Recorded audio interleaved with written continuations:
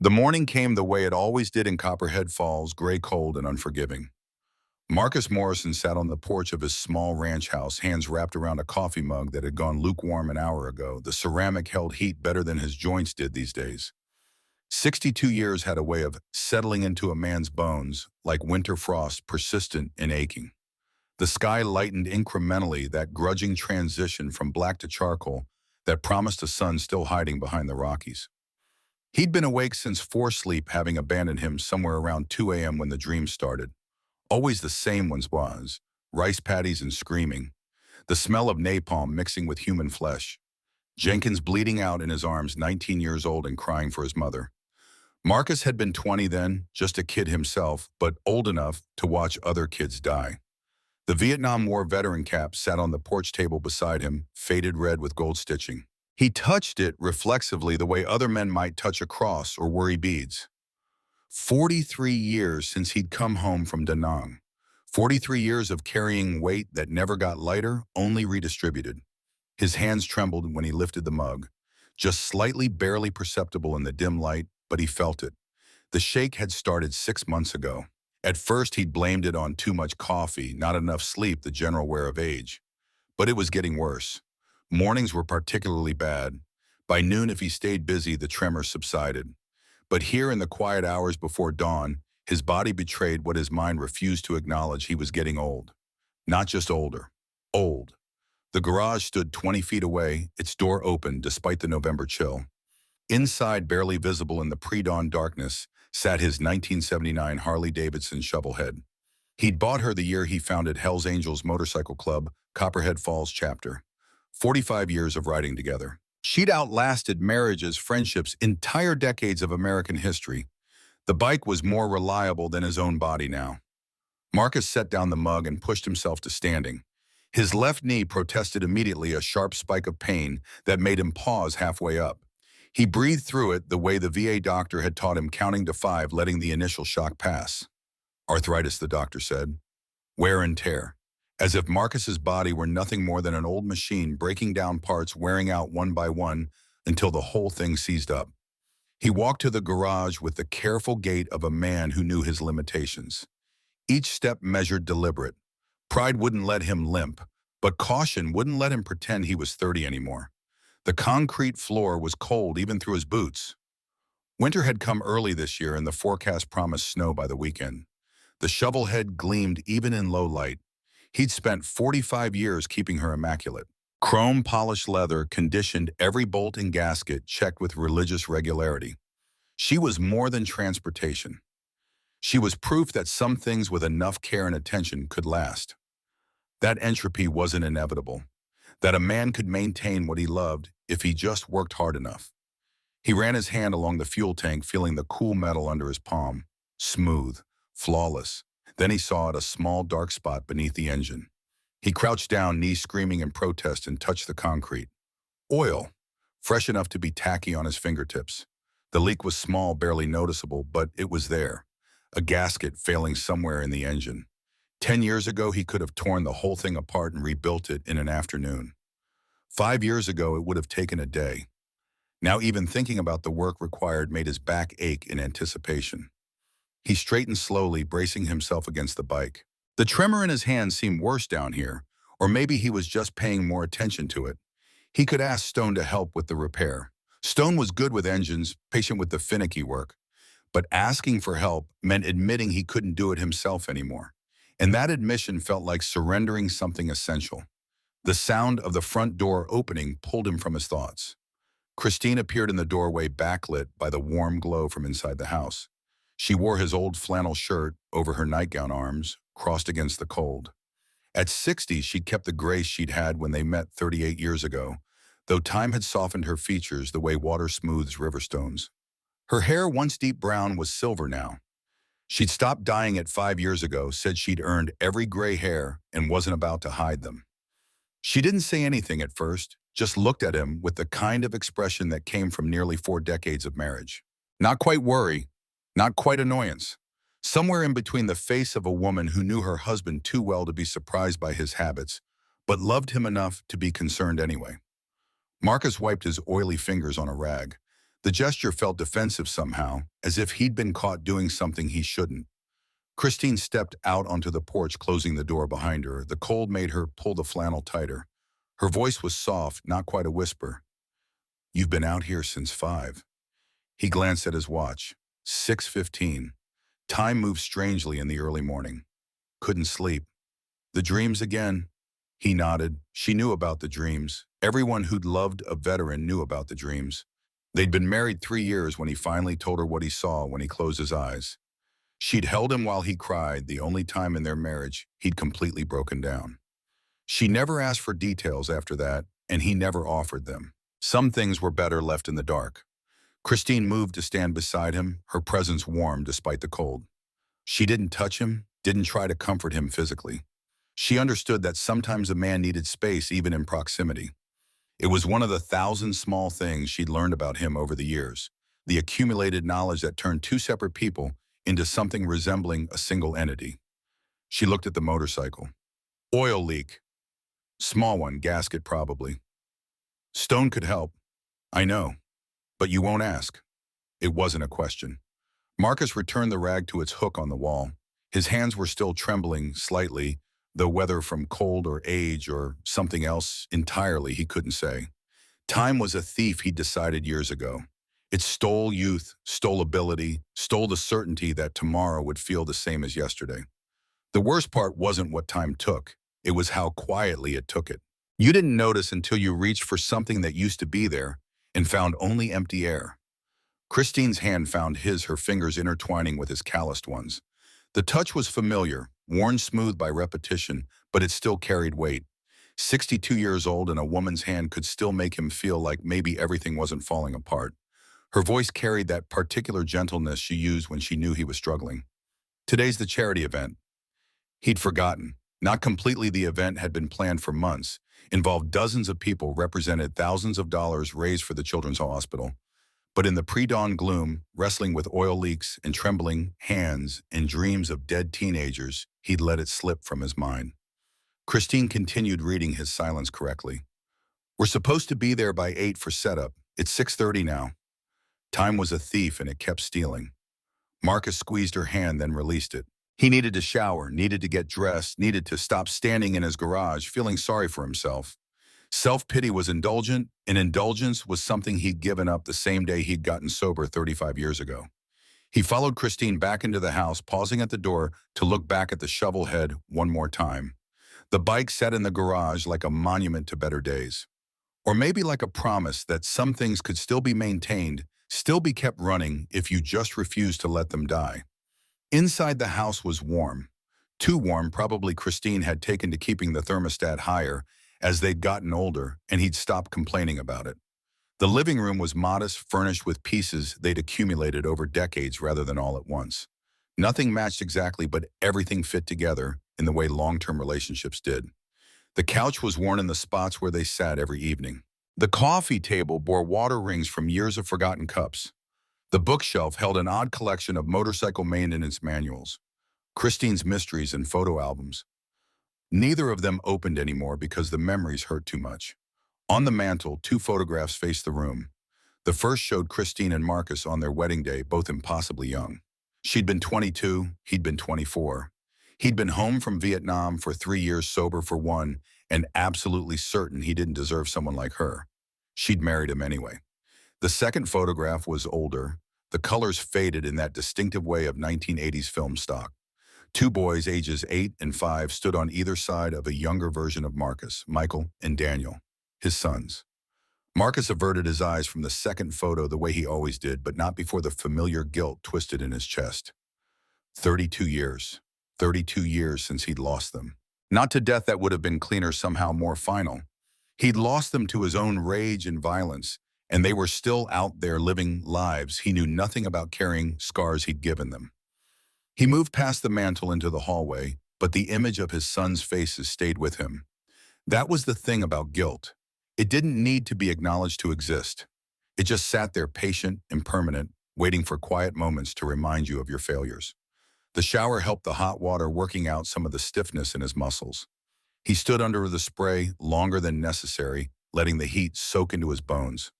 Steam filled the bathroom, obscuring the mirror. That was fine. He didn't particularly want to see himself this morning. Didn't want to confront the gray in his beard, the lines around his eyes, the way his face had started to sag in places that used to be firm. When he finally emerged, Christine had laid out his clothes on the bed. Black jeans, a dark button-down shirt, and his leather vest. The vest was his most important possession besides the motorcycle. Hell's Angels colors. The patches told a story to anyone who could read them. President. Copperhead Falls chapter. 45 years. Various commemorative patches from runs and events.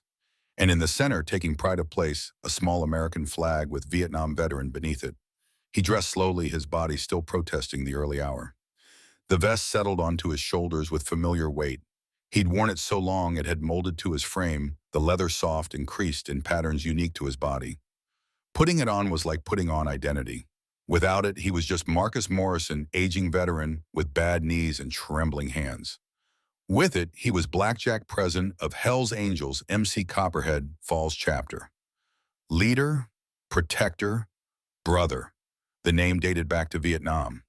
Blackjack Morrison. He'd earned it in a firefight when he'd saved his squad by taking out a VC machine gun nest with nothing but a combat knife in what their lieutenant had called either the bravest or stupidest display of violence I've ever seen. Marcus suspected it was the latter. Brave implied choice. He'd simply reacted moving before his brain could catch up and tell him it was suicide. Christine was in the kitchen when he came out pouring coffee into a travel mug. She'd changed into jeans and a sweater, practical clothes for a day of setup and coordination. Her own leather jacket hung by the door, not a full vest like his, but marked with an old lady patch that designated her as his wife. The club took its traditions seriously. She handed him the mug, black no sugar, the way he'd been drinking it for 40 years.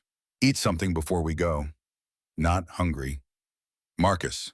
Her tone carried that particular weight that meant she wasn't asking.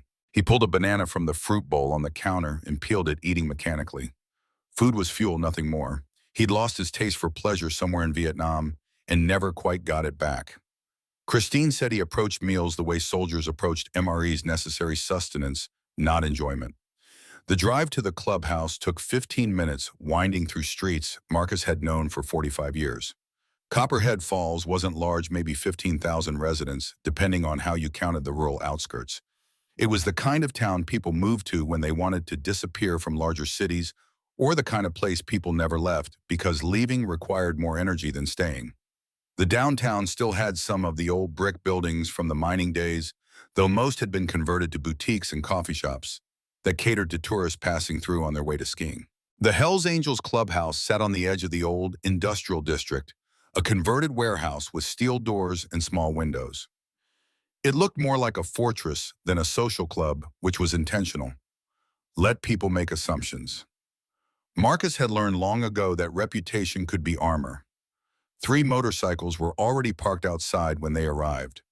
Marcus recognized them immediately: Stone's Dynahammer's Road King and Iron Horse's custom trike. The old guard already here, despite the early hour. These were men who didn't sleep well, either men who understood that dawn came, whether you were ready for it or not. Marcus parked his truck. He saved the shovel head for pleasure rides, not errands, and helped Christine with the boxes of supplies in the back. Decorations mostly. Banners for the children's hospital donation boxes, strings of lights. The charity event had been Christine's idea originally 20 years ago, when she'd started handling the club's finances and realized they could do more than just exist. They could help. The clubhouse smelled like coffee and cigarettes when they entered. The main room was large, open with a bar along one wall and tables scattered throughout. Motorcycle memorabilia covered every surface, photographs from runs, patches, from visiting clubs, vintage signs advertising long-defunct oil brands. A pool table occupied one corner, its felt worn smooth from decades of games. This was home, in a way Marcus's actual house sometimes wasn't. This was where he belonged. Iron Horse stood by the coffee maker, pouring his 3rd or 4th cup, judging by his alertness. At 68, he was the oldest of the group, but he carried his age with the kind of stubborn vitality that suggested he'd live to 90 out of pure spite. His left arm ended just below the elbow, the result of a landmine in 1969. He'd learned to do everything one-handed, with the kind of adaptation that came from necessity. He looked up when Marcus and Christine entered, his weathered face creasing into something approximating a smile. "Morning, Black. Knee acting up again." Marcus set down the boxes. "How'd you know?" "I can always tell when a man's hurting," medics curse. Iron Horse had been a combat medic in Vietnam assigned to Marcus's unit in the last 6 months before they'd both rotated home. He'd saved Marcus's life twice, once from a bullet wound, once from the slower death of hopelessness. When Marcus had founded the club in 1979, Iron Horse had been his first recruit. Stone emerged from the back office, phone pressed to his ear. At 58, he was the youngest of the core leadership, a Gulf War Marine who'd found his way to Copperhead Falls via a long route involving addiction, prison, and eventual rehabilitation. He was lean where the others had thickened with age, still maintained the military bearing that never quite left Marines even decades after service. He finished his call and approached Marcus. "Hammer's running late, transmission issues. He need help." Said he's got it. "Be here in 30. Christine began unpacking the decorations, transforming the utilitarian space into something more festive, or at least attempting to. The clubhouse resisted domestication the way wild animals resisted cages. You could put up streamers and balloons, but the underlying nature remained unchanged. The front door opened again, admitting Preacher. At 71, he was the eldest of the group, a man who had served as a chaplain in Vietnam and had lost his faith somewhere between Da Nang and coming home. He'd found it again later, though, in a different form than the institutional religion he'd represented in uniform. His was a quieter faith, now personal and unspoken, except in moments of crisis when someone needed prayer, but didn't know how to ask for it. His white beard reached mid-chest, maintained with the same care Marcus gave his motorcycle. He carried a box of donuts, his traditional contribution to any gathering, and set them on the bar with the solemnity of a religious offering. He nodded to Marcus. "Brothers, shall we begin?" It wasn't a question. They gathered around one of the tables, the five of them, Marcus, Iron Horse, Stone Preacher, and Christine. The inner circle. The ones who made decisions, who carried the weight, who remembered when the club was just an idea and not an institution. Preacher's voice was soft, but carried in the quiet space. "For those we lost, for those we found, for those still finding their way." It was the same invocation he'd offered at every gathering for 40 years. Not quite a prayer, not quite a toast. A reminder that the club existed for a purpose beyond motorcycles and leather. They were here to help people who'd fallen through society's cracks. People like themselves. The ritual complete, they moved to business. Stone spread papers across the table, schedules, volunteer lists, donation tracking sheets. Christine had organized everything with her characteristic precision. The event would run from 6 to 10 p.m., featuring a motorcycle show, silent auction, and live music. Local businesses had donated prizes. The hospital would send representatives to accept the check. Stone tapped one of the papers. "Christine, we need to talk about the charity funds." She looked up from arranging decorations. "What about them?" $10,000 cash. It should be in the bank, not your office." "The event's tonight. Hospital gets it tomorrow." "What's the risk?" Marcus understood Stone's concern, even if he didn't share it. Stone was careful, maybe overly, so the kind of vigilance that came from having lost everything once and refusing to let it happen again. But Marcus trusted Christine's judgment. She'd been handling club finances for 20 years without incident. Iron Horse spoke before Marcus could. "Black, you look tired. You okay?" The question carried layers. Surface concern, yes, but also the deeper inquiry that came from men who'd seen each other at their worst. Iron Horse knew about the nightmares. They all did. They had their own. Marcus deflected the way he always did. "Fine, let's focus on tonight." But Iron Horse's eyes lingered on Marcus's hands, which rested flat on the table. The tremor was barely visible, but it was there. Iron Horse saw it. Marcus could tell by the slight tightening around the older man's eyes. But Iron Horse said nothing. That was the unspoken agreement between them. See everything, acknowledged nothing unless invited. Hammer arrived 15 minutes later, bursting through the door with the energy of a man perpetually at odds with mechanical objects. At 64, he'd retained the build of his army days, thick through the shoulders and chest, though his middle had expanded with age. He was missing 2 fingers on his right hand, lost not to combat, but to Agent Orange exposure that had led to cancer. The treatment had saved his life, but cost him parts of himself along the way. He grabbed a donut and coffee, joining them at the table. Transmission's shot. I'll need to rebuild it. Stone offered without hesitation. I'll help. Appreciate it. This was how it worked. No man stood alone. Problems were shared, solutions were collective. It was the foundation upon which Marcus had built the club, the recognition that isolation killed as surely as bullets and that survival required community. They worked through the logistics for another hour, dividing responsibilities, anticipating problems, confirming backup plans. Marcus listened more than he spoke, which was his style. Leadership he'd learned was less about talking and more about knowing when to let others lead. Christine's organizational skills shone through every detail. She'd thought of things Marcus never would have: parking arrangements, weather contingencies, accessibility for disabled visitors. She'd built the charity operation from a casual idea into something professional, something that actually mattered. In the past 20 years, they'd raised over $200,000 for local causes. It wasn't much in the grand scheme of things, but it was something. It was proof that broken men could still build. The conversation eventually drifted the way it always did when the old guard gathered. Work matters gave way to reminiscent stories that had been told so many times they'd acquired the patina of legend. Hammer's story about outrunning state police in 1985. Stone's tale of his first ride, a disaster involving a borrowed bike and a 3-day bender.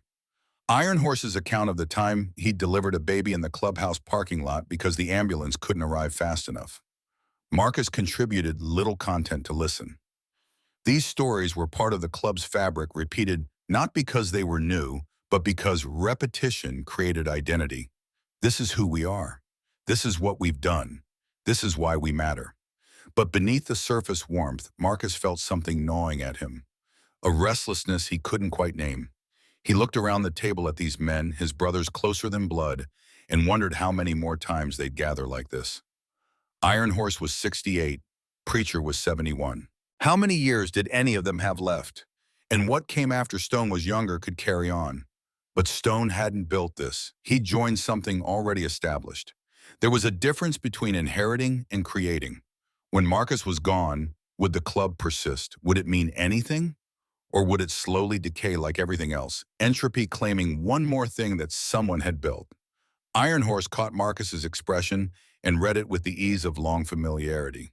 He leaned back in his chair, considering his next words carefully. When he spoke, his voice carried the weight of experience.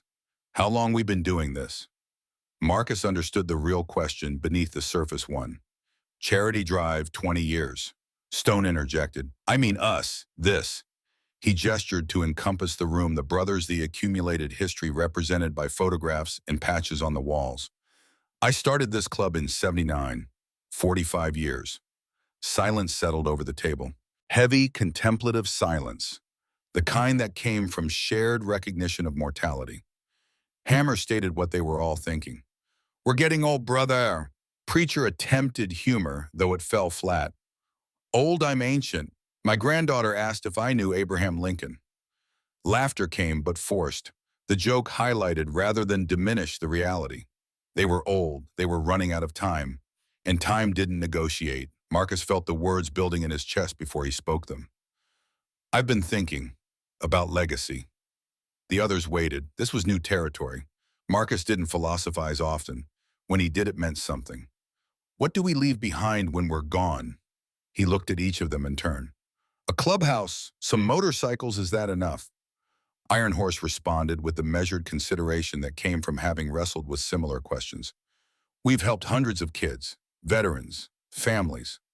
I know, but Marcus trailed off, unsure how to articulate what he felt. It wasn't that their work didn't matter, it did, but there was something missing, some piece he couldn't identify. He thought about the photo on his mantle, Michael and Daniel at 8 and 5, faces full of innocence and trust that he'd destroyed.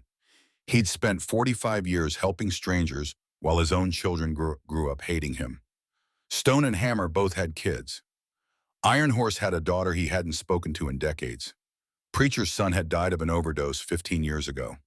They were all carrying variations of the same weight, the knowledge that they'd built something noble out of their own rubble, but that nobility didn't erase what they'd lost along the way. Christine's hand found Marcus's shoulder, a gentle pressure, that said she understood even if he couldn't articulate it. She'd lived with his guilt for 38 years. She knew how it shaped him, how it drove him, how it whispered in quiet moments that nothing he built could ever be enough to make up for what he'd broken. The moment passed. Someone made a joke. Coffee was refilled. The conversation moved on. But the question lingered in the air like smoke. What is legacy, and is ours enough? They dispersed eventually, each man to his assigned tasks. Marcus found himself alone in the back office, the space Christine used for bookkeeping. It was small, barely larger than a closet, but organized with her characteristic precision.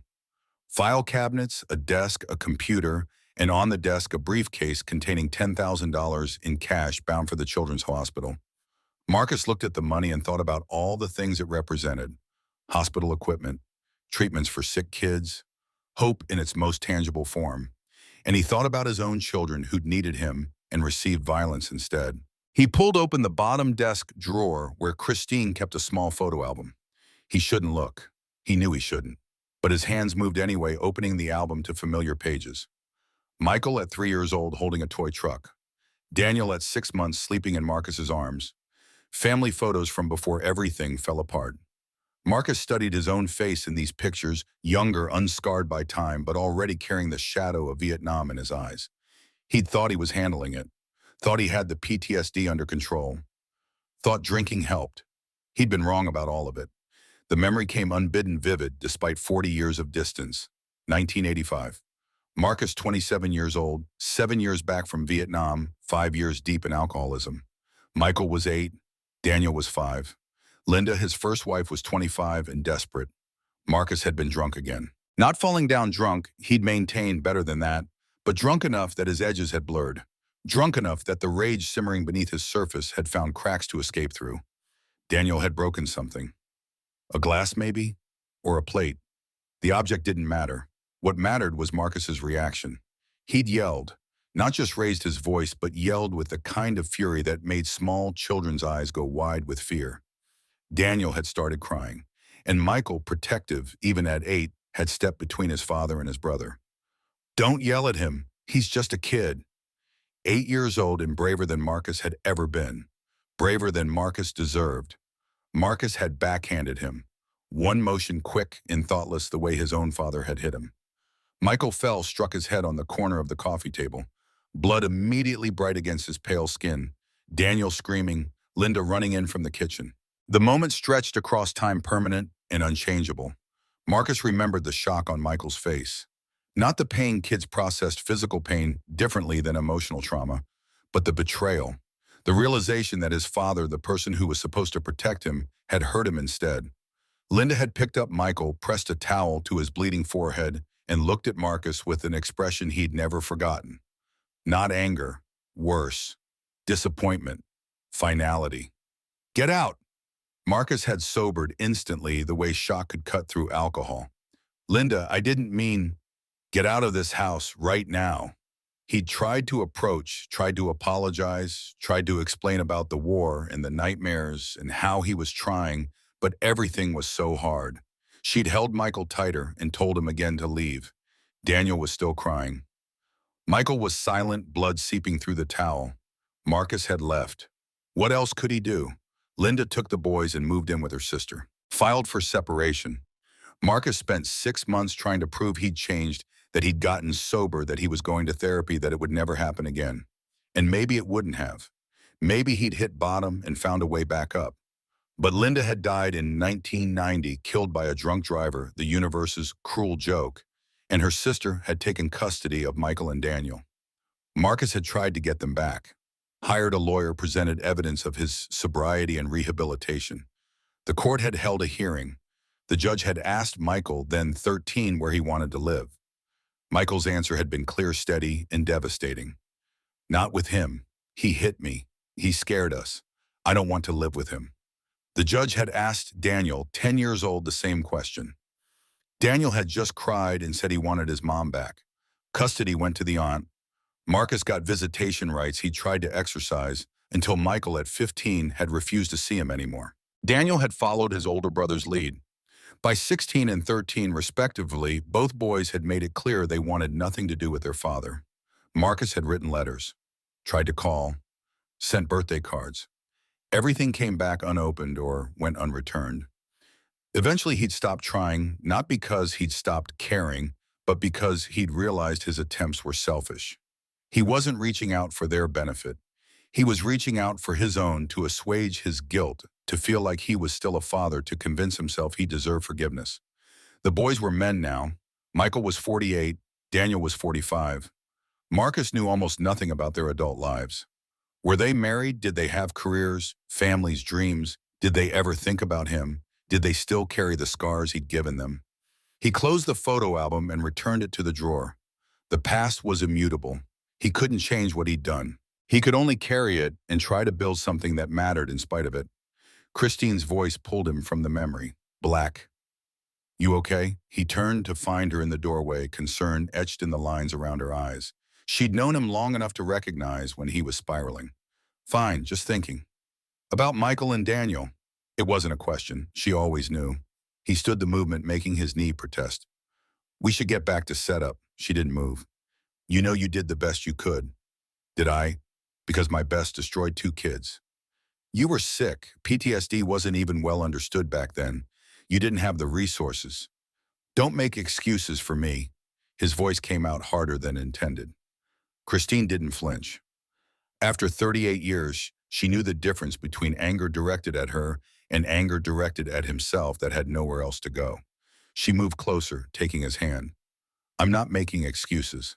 I'm trying to help you see the full picture. You were a wounded veteran who didn't get the help he needed.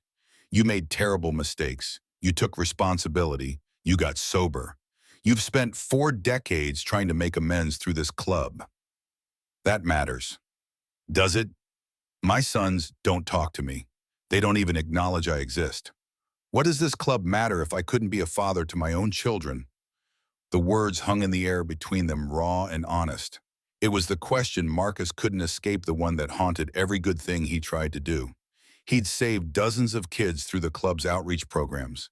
He'd given veterans places to belong when society had rejected them. He'd built a community that functioned as family for people who had none. But he'd failed Michael and Daniel, and that failure overshadowed everything else. Christine squeezed his hand.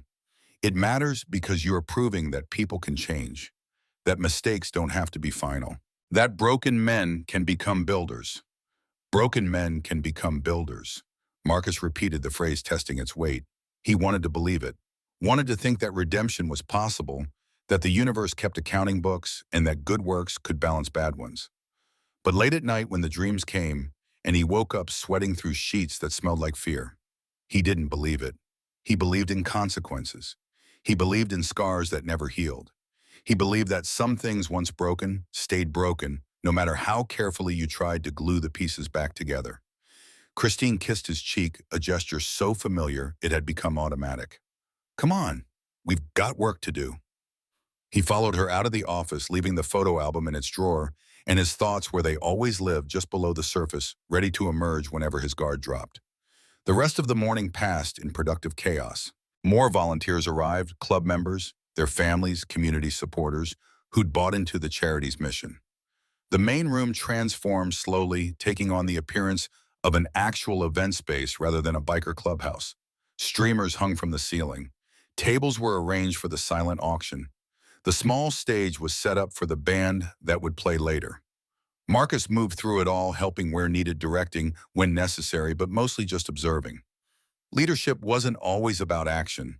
Sometimes it was simply about presence, about being the steady point around which activity could organize itself. By noon, they'd accomplished enough to take a break. The volunteers dispersed to grab lunch. Marcus stepped outside for air, needing a moment away from the noise and activity. The day had warmed slightly, though winter's edge remained in the air. Traffic on the street was light. Copperhead Falls never got truly busy except during ski season. A few cars passed. A truck delivering supplies to one of the shops downtown. The rhythm of a small town, predictable and comforting in its consistency. Marcus leaned against the brick wall of the clubhouse, feeling the cold stone through his leather vest. His knee was bothering him again. He should probably take some ibuprofen, but he'd been trying to minimize his pill intake. Too many veterans of his generation had gone from prescription painkillers to harder stuff. He'd fought too hard for sobriety to risk it now. Movement across the street caught his attention. A girl, maybe 16, standing in the doorway of a closed storefront. She was watching the clubhouse with the kind of intensity that suggested more than idle curiosity. Her posture was defensive, shoulders hunched, backpack held close to her body. Even from this distance, Marcus could read the signs. Homeless, scared, hyper-vigilant in the way people became when they'd learned the world was dangerous. She reminded him of Stone's story about living on the streets at 15. Reminded him of the dozens of kids the club had helped over the years. Reminded him of Michael and Daniel, though they'd never been homeless. They'd just been terrified of their own father. Marcus considered crossing the street offering help. But he knew how that would look, 62-year-old biker approaching a teenage girl. She'd run, or worse, she'd comply out of fear and get herself into a situation even more dangerous than wherever she was running from. He made a mental note to mention her to Christine or one of the club women. They had a better chance of making contact, of offering assistance that wouldn't be threatening. The club had helped a lot of runaways over the years. They had connections with social services, knew which shelters were safe, could provide resources without judgment. Stone emerged from the clubhouse, 2 bottles of water in hand. He tossed one to Marcus and leaned against the wall beside him. For a while, they stood in companionable silence. This was one of the things Marcus valued about Stone.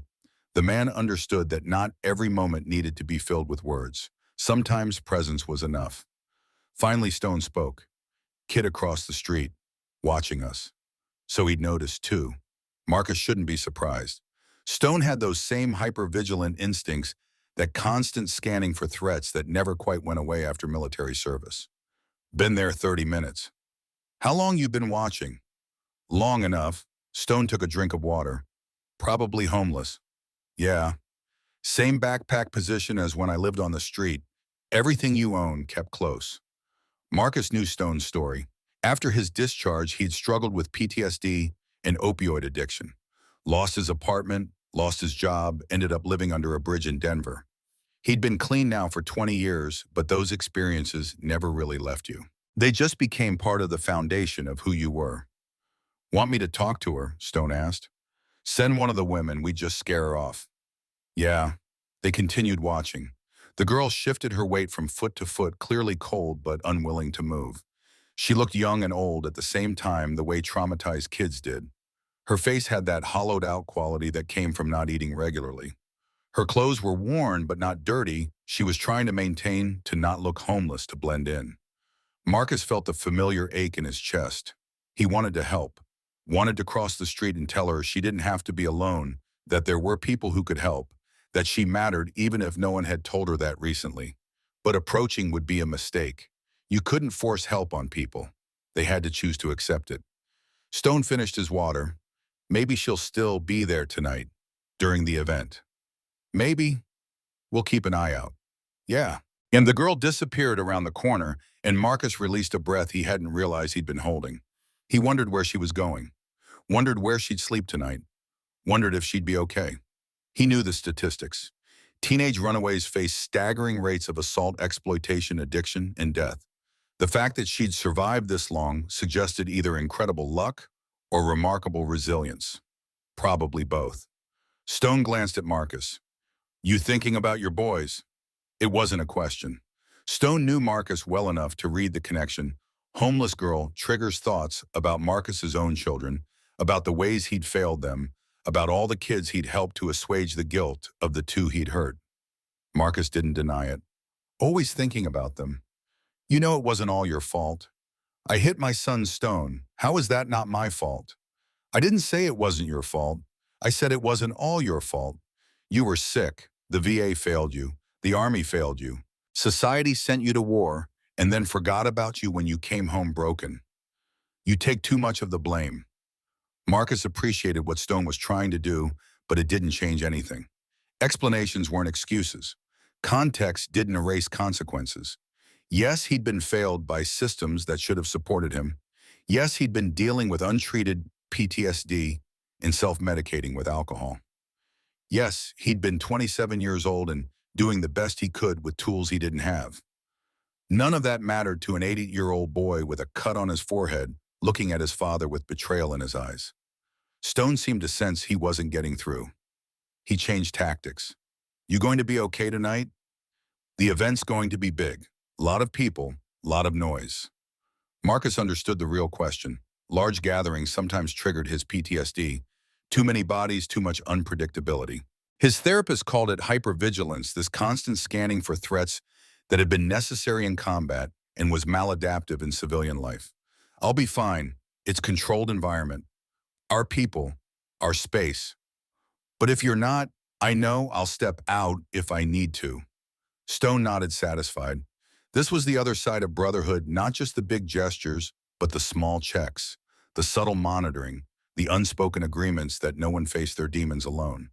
They went back inside. The afternoon continued its pattern of preparation and setup. More volunteers arrived. The silent auction items were displayed. The band showed up early to do a sound check. Everything was coming together. By 6 p.m., the event was in full swing. The street outside was packed with motorcycles, not just Hells Angels, but members of allied clubs, veterans groups, and curious locals who'd seen the flyers. Inside the clubhouse was transformed. Music played, people mingled. The auction was getting competitive bidding. The cash donation box was filling up. Marcus moved through the crowd, greeting people, thanking volunteers, accepting congratulations on another successful event.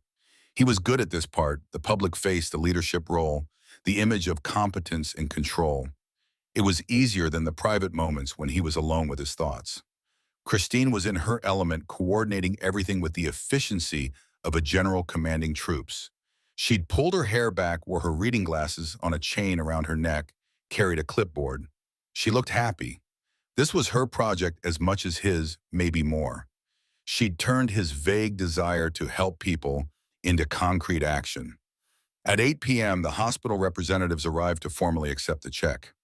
Marcus stood on the small stage, microphone in hand, looking out at 200 people crammed into a space meant for maybe 75. They'd exceeded capacity hours ago, but no one seemed to care. He cleared his throat. Public speaking wasn't his favorite activity, but it was part of the job. Thank you all for coming tonight. 20 years ago, my wife Christine had an idea. She said we should use our resources to help kids. I said sure, thinking we'd raise maybe a few $100s. Laughter rippled through the crowd. Christine smiled from her position near the stage. We've raised over $200,000 in those 20 years. Not bad for a motorcycle club that everyone assumes is nothing but trouble. More laughter, this time appreciative. The club's reputation had been a double-edged sword. People either respected them for their charity work or suspected it was a front for criminal activity. Marcus had learned to live with both perceptions. This year, we're donating $10,000 to Copperhead Falls Children's Hospital. That money will go toward medical equipment, family support services, and treatment for kids who need it. It's not much in the big scheme of things, but it's what we have, and we give it gladly. Applause filled the room. Marcus waited for it to subside before continuing. A lot of people look at us and see bikers, outlaws, troublemakers. And yeah, we've had our moments, he paused for effect. But mostly we're just men who've been broken and put back together. We know what it's like to need help and not have anywhere to get it. So we try to be that help for others, especially kids. Kids didn't ask to be born into hard situations. They deserve better. He thought about Michael and Daniel as he spoke. Wondered if they'd ever know about the charity work, about all the kids he'd helped because he couldn't help them. Probably not. And even if they did, would it matter?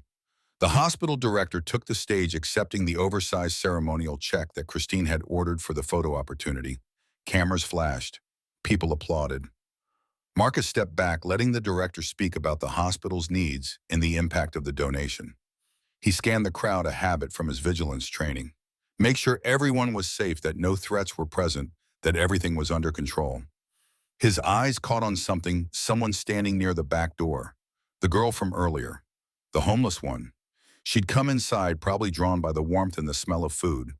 She stood pressed against the wall, trying to be invisible, but Marcus's trained eyes found her anyway. Their gazes met across the crowded room. Her eyes went wide, caught one. She looked like she might bolt. Marcus gave her the slightest nod. You're okay. Stay if you want, and deliberately looked away, giving her the choice to remain without feeling observed. Christine had noticed too. She navigated through the crowd toward the girl, moving with the casual directness that made her so effective at this kind of outreach. Marcus couldn't hear what she said, but he saw Christine gesture toward the food table, saw the girl's hesitation, saw Christine smile, and wait patiently. Eventually, the girl nodded.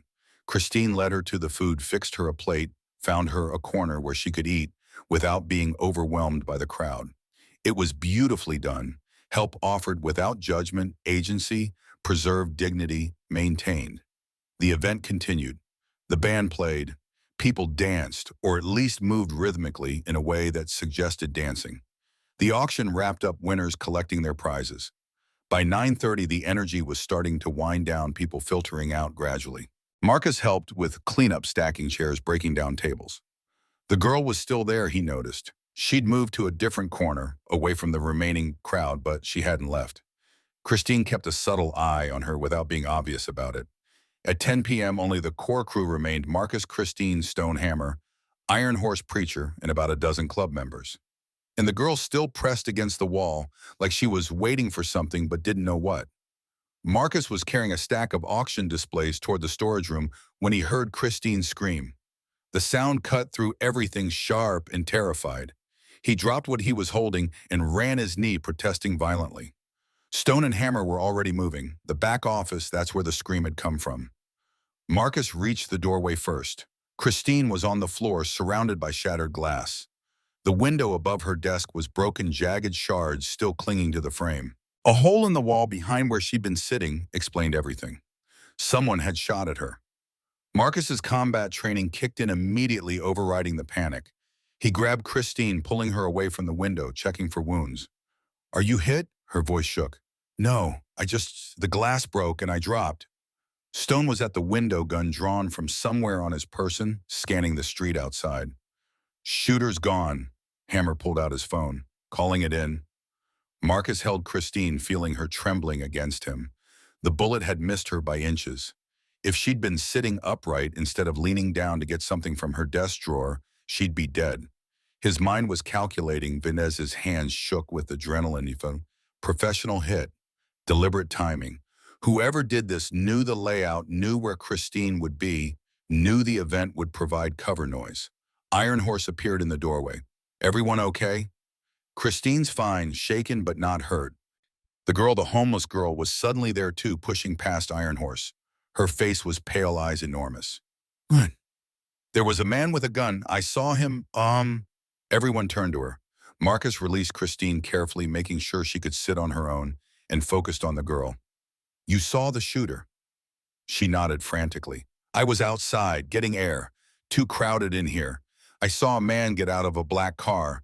He was walking toward the window with something in his hand. I thought it was weird because who walks around holding things like that? And then I saw it was a gun, a black one, and he was raising it toward the window."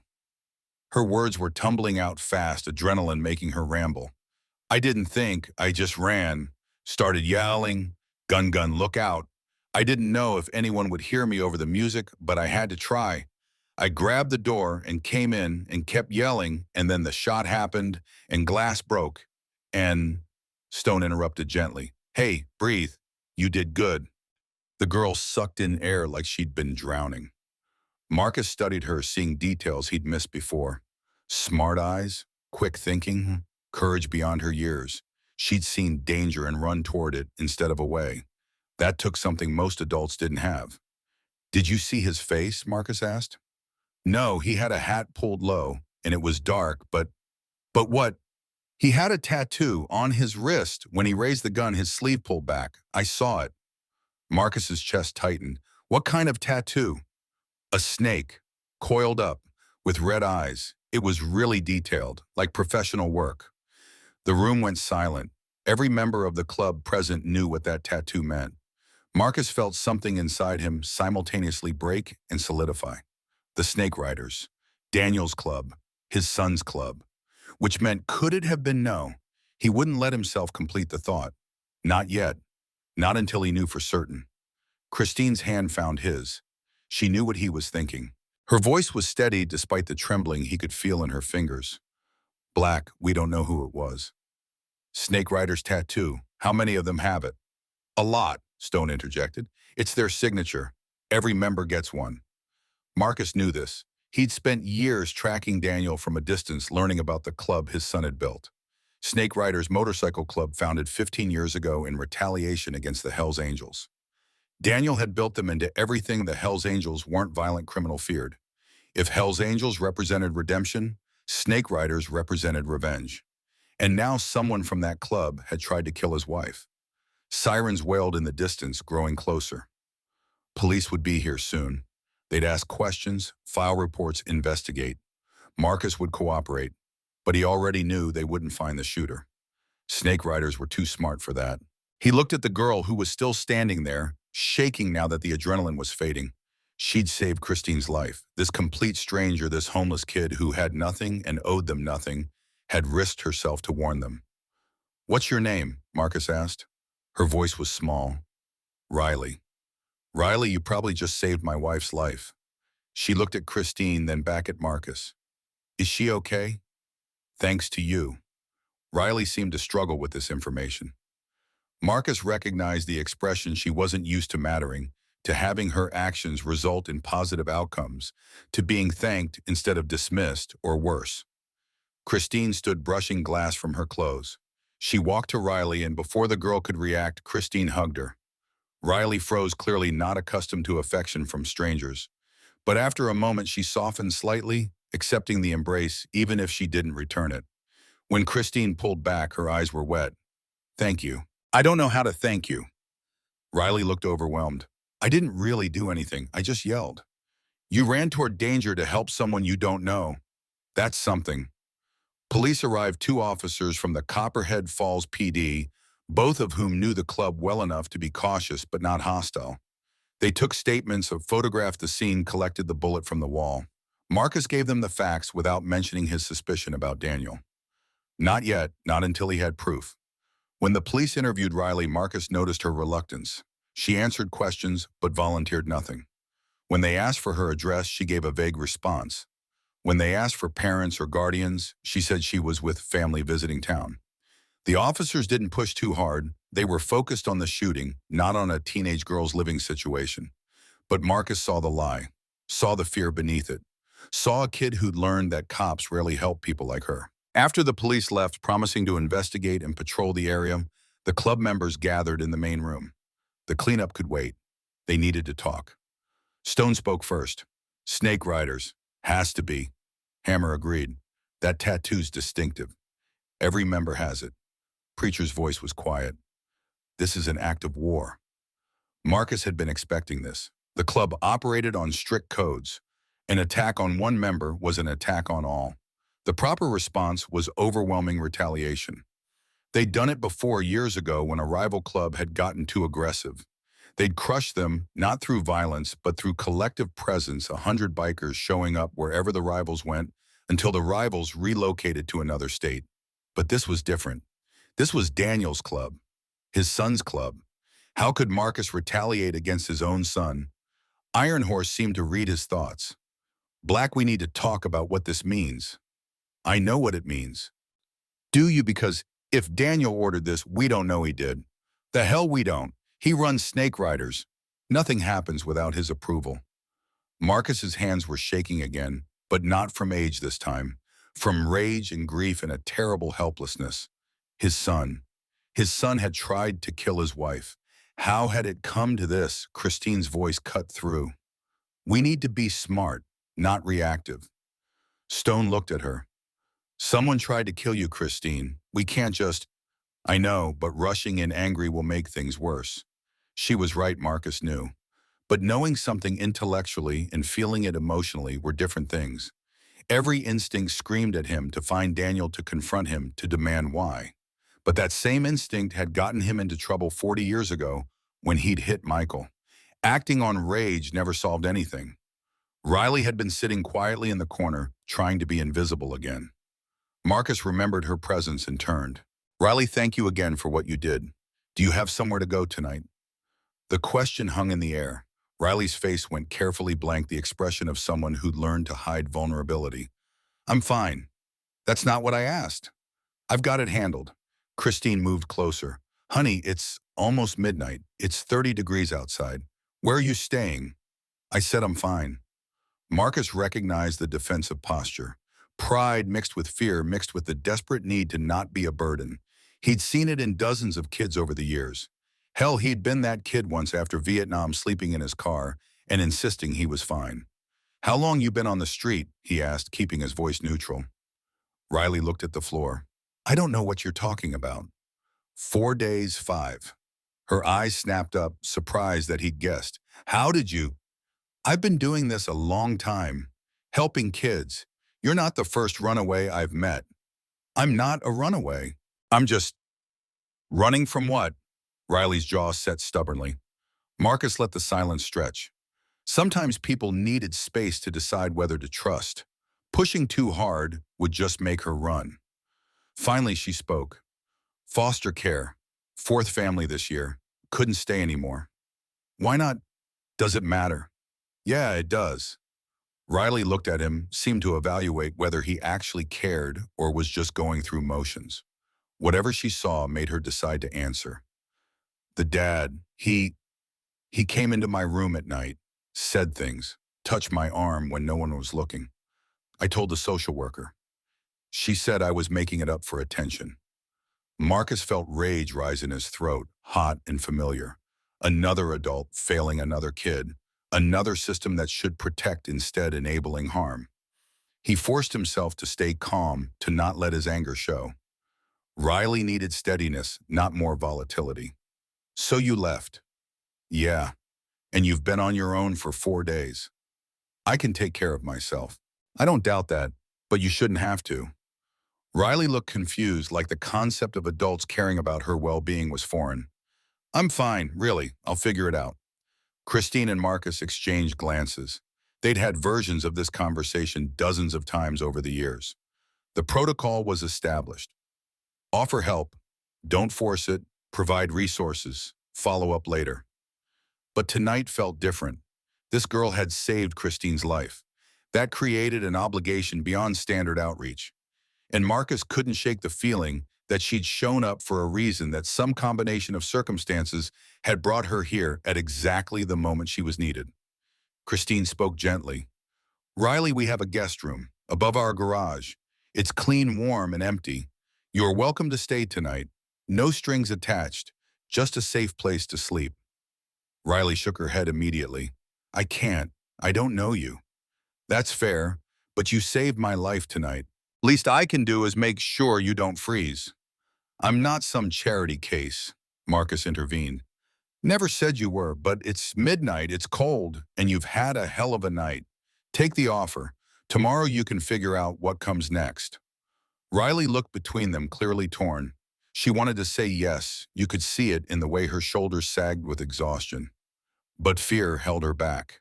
Fear of obligation, fear of what might be expected in return, fear of trusting adults who might hurt her. Stone spoke up from across the room. Kid, I lived on the street when I was your age. Know what the worst part was, not the cold or the hunger. It was the constant vigilance. Never being able to fully relax. Never being safe. Riley looked at him. Stone continued. These people are offering you one night of safety. Take it. Tomorrow's problem is tomorrow's problem. Something in Stone's words got through. Riley's shoulders dropped another inch. Just tonight. Christine nodded. Just tonight, unless you want more, but no pressure. And you don't want anything. We want you to be safe, that's it. Riley seemed to wrestle with this. Finally, she nodded. Okay, just tonight. The club members dispersed after that, heading home with promises to meet tomorrow and discuss next steps. Stonehammer and Iron Horse would patrol the area overnight, just in case Snake Riders decided to make another move. Preacher would reach out to his contacts in other clubs gathering intelligence. Marcus, Christine, and Riley drove to the house in silence. Riley sat in the backseat, backpack clutched to her chest, looking out the window. Marcus watched her in the rearview mirror. She had that 1,000-yard stare that came from seeing too much too young. The guest room was exactly as Christine had described, clean, simple, and private. It was actually a converted apartment above the garage with its own entrance bathroom and small kitchenette. They'd built it years ago as rental income, but had instead used it for situations like this. Christine showed Riley around while Marcus waited downstairs. He could hear Christine's voice, patient and warm, explaining where things were, how to work the heater, where she'd put fresh towels. When she came back down, her eyes were sad. She's terrified. Trying not to show it, but terrified. I know. Did you see her hands, bruised knuckles? She's been in fights. Street'll do that. They walked back to the main house together. Marcus's knee was killing him, the long day having taken its toll. He took 2 ibuprofen and collapsed onto the couch. Christine sat beside him. For a long time, neither spoke. They didn't need to. 38 years of marriage meant understanding silences. Finally, Christine broke it. It was Daniel, wasn't it? Marcus had been waiting for the question. Probably. How does that make you feel? How do you think? I don't know. That's why I'm asking. Marcus rubbed his face, feeling the stubble that had grown over the course of the day. I feel like I created a monster. I destroyed my son's childhoods, and now one of them tried to kill my wife. How's that for legacy? You don't know for certain. Christine, Snake Riders, the tattoo. Daniel runs that club. Even if he didn't pull the trigger himself, he approved it. Then we need to talk to him. He won't talk to me. He hasn't spoken to me in 32 years. Then we make him listen. Marcus looked at his wife, this woman who'd stood beside him through decades of struggle and growth. She'd married a broken veteran and helped him become something better. She'd supported the club even when it was just a wild idea. She'd turned his vague desire to help into concrete action. And now she was sitting here calm and steady after someone tried to kill her. How are you so calm? He asked. I'm not. I'm terrified. But being scared doesn't help anything. Someone shot at you. I know. You could have died. But I didn't. Thanks to that girl. They both looked toward the window that faced the garage apartment. A light was on in Riley's room. Marcus wondered if she was sleeping or if she was too wired, too accustomed to vigilance to relax even in a safe space. Christine leaned her head on Marcus's shoulder. We're going to figure this out. How? I don't know yet, but we will. Marcus wasn't sure he shared her confidence. The situation felt impossibly tangled. His son had tried to kill his wife. The club would expect retaliation. Daniel clearly wanted war. And caught in the middle was a homeless girl who'd risked everything to help strangers. He thought about Riley up in that apartment. Thought about Michael and Daniel when they were her age, already lost to him. Thought about all the kids the club had helped over 45 years. Thought about legacy and redemption and whether any amount of good could balance out the bad. Christine's breathing evened out, indicating she'd fallen asleep against his shoulder. Marcus stayed still, not wanting to disturb her.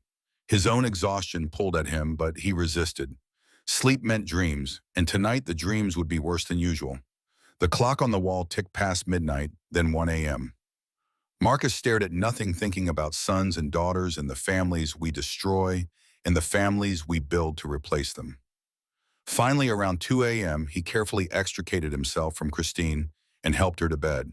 She murmured something incoherent and settled immediately into deep sleep. Marcus envied her ability to shut down when needed. He went back to the porch, his familiar spot, and sat in the cold November darkness. The street was empty. The town was asleep. Somewhere out there, Daniel was probably awake too. Maybe also sitting on a porch. Maybe also wondering how they'd reached this point. Marcus thought about calling him. He had the number. He'd kept track of Daniel over the years, collecting information without ever reaching out. But what would he say? Did you try to kill my wife? Seemed too accusatory. I'm sorry I was a terrible father. Seemed too little too late. The sky began to lighten around 5 a.m. Another gray dawn, another day of carrying weight that never got lighter. Marcus watched the sunrise and thought about the girl sleeping in his garage, about the wife who'd almost died, about the son who'd tried to kill her, about the other son who'd disappeared into a life Marcus knew nothing about. Legacy. That was the question he'd posed yesterday morning. What do we leave behind when we're gone? He still didn't have an answer. But sitting there in the November cold, watching another day arrive, whether he was ready for it or not, Marcus made a decision. He couldn't fix the past. Couldn't undo the damage he'd done to Michael and Daniel. Couldn't erase 32 years of silence and pain. But he could try to save Riley. Could try to give her what he'd failed to give his own children: safety, stability, a reason to believe that adults could be trustworthy. It wouldn't balance the scales, nothing would, but it would be something, and something Marcus had learned was better than nothing. The sun cleared the mountains, washing the world in cold light. Marcus stood his knee, protesting as always, and went inside to start coffee. Christine would be awake soon. Riley would need breakfast. The club would gather to discuss strategy. Life continued momentum, carrying them forward whether they were ready or not. All any of them could do was meet it standing up, face it head on, and try to be better than they'd been yesterday. Marcus thought about the girl in the garage apartment, about the courage it had taken to run toward danger instead of away from it. 16 years old and already braver than most people twice her age. She deserved better than the hand she'd been dealt. They all did. He poured coffee and waited for Christine to wake, for Riley to emerge, for the next crisis to announce itself. Because there would be a next crisis. There always was. The question wasn't whether trouble would come, but whether you'd be ready when it did. Marcus Morrison, at 62 years old with trembling hands and bad knees and 43 years of guilt eating at him, was as ready as he'd ever be. Ready to face his son, ready to protect his wife, ready to try one more time to build something that mattered out of the rubble of all his mistakes. The day stretched ahead, full of unknown variables and inevitable confrontations. But for now, in this quiet moment before the storm, Marcus allowed himself to feel something close to hope. Maybe it wasn't too late. Maybe redemption was still possible. Maybe broken men could become builders, one careful choice at a time, one day at a time, until eventually the weight didn't feel quite so heavy. Maybe. The motorcycles arrived in waves throughout the night, their engines announcing each new contingent before they materialized in the pre-dawn darkness. Marcus stood at the clubhouse window, watching headlights cut through fog that had settled over Copperhead Falls like cotton batting. Each bike represented a brother answering the call, driving through cold November night because one of their own had been attacked. By 3 a.m., the street was lined with chrome and leather. 50 bikes, then 100. Men dismounted, stretched, road-stiff muscles greeted each other with the abbreviated gestures of those who'd shared foxholes and jail cells and years of accumulated trust. They didn't ask questions. They simply came. Stone appeared beside Marcus, two steaming cups in hand. He passed one over without speaking. The coffee was terrible, burned and bitter, but warmth was warmth. They stood together, watching the assembly grow. Marcus's phone buzzed. A text from Iron Horse 200 confirmed. More coming. The size of the response didn't surprise Marcus. An attack on a president's wife was an attack on the entire brotherhood. The protocol was clear: show overwhelming force, remind enemies that Hell's Angels didn't stand alone, demonstrate that violence against one invited retribution from thousands. But this wasn't a simple rival club dispute. This was family destroying family, and the knowledge sat in Marcus's chest like swallowed glass. Stone finally broke the silence, his voice carrying the careful neutrality of a man walking through a minefield. We need to talk about Daniel. Marcus had been expecting this. Dreading it, but expecting it. He took a long drink of the awful coffee, buying himself seconds to organize thoughts that refused to stay organized. Stone continued when Marcus didn't respond. Every brother out there is ready to go to war. They're waiting for your order. I know, but you can't give it because he's your son. The words hung between them, sharp-edged and unavoidable. Marcus set down his cup, watched the liquid inside tremble. Whether from his hands or the vibration of idling engines outside, he couldn't tell. If it was anyone else's kid, Stone said quietly, what would you tell them to do? Marcus knew the answer. He'd given versions of the same advice dozens of times over 45 years. Family didn't excuse violence. Blood didn't grant immunity. Being someone's father didn't mean protecting them from consequences. He'd told other men they had to choose between their children and their principles, had watched them make those impossible choices, had supported them afterward. But knowing what he'd tell someone else and knowing what to do himself were different animals entirely. The clubhouse door opened, admitting a gust of cold air, and 3 more brothers men from the Denver chapter 2 hours north. They nodded to Marcus, respect and readiness in their weathered faces.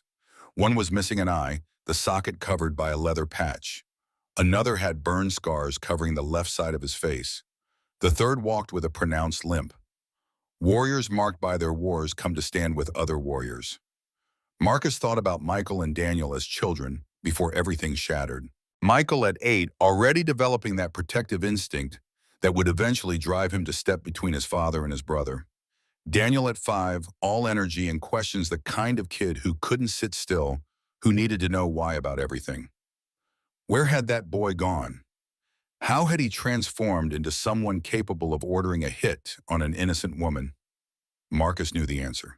He'd destroyed that boy himself, one drunken rage at a time, until the child who'd looked at him with love learned to look at him with fear. Instead, and fear given enough time and enough pain, calcified into hate. Christine found him an hour later, still standing at the window, though the view had shifted. 400 motorcycles now, maybe more, lining every available space. Men had built fires in oil drums, gathering around the flames against November's bite. The scene looked medieval, something out of a history book about Vikings or warriors from forgotten centuries. She slipped her hand into his. Her fingers were cold despite the clubhouse's warmth. She'd always run cold, needed extra blankets, even in summer wore his shirts because they were warmer than hers. Her voice was barely above a whisper. "You haven't slept."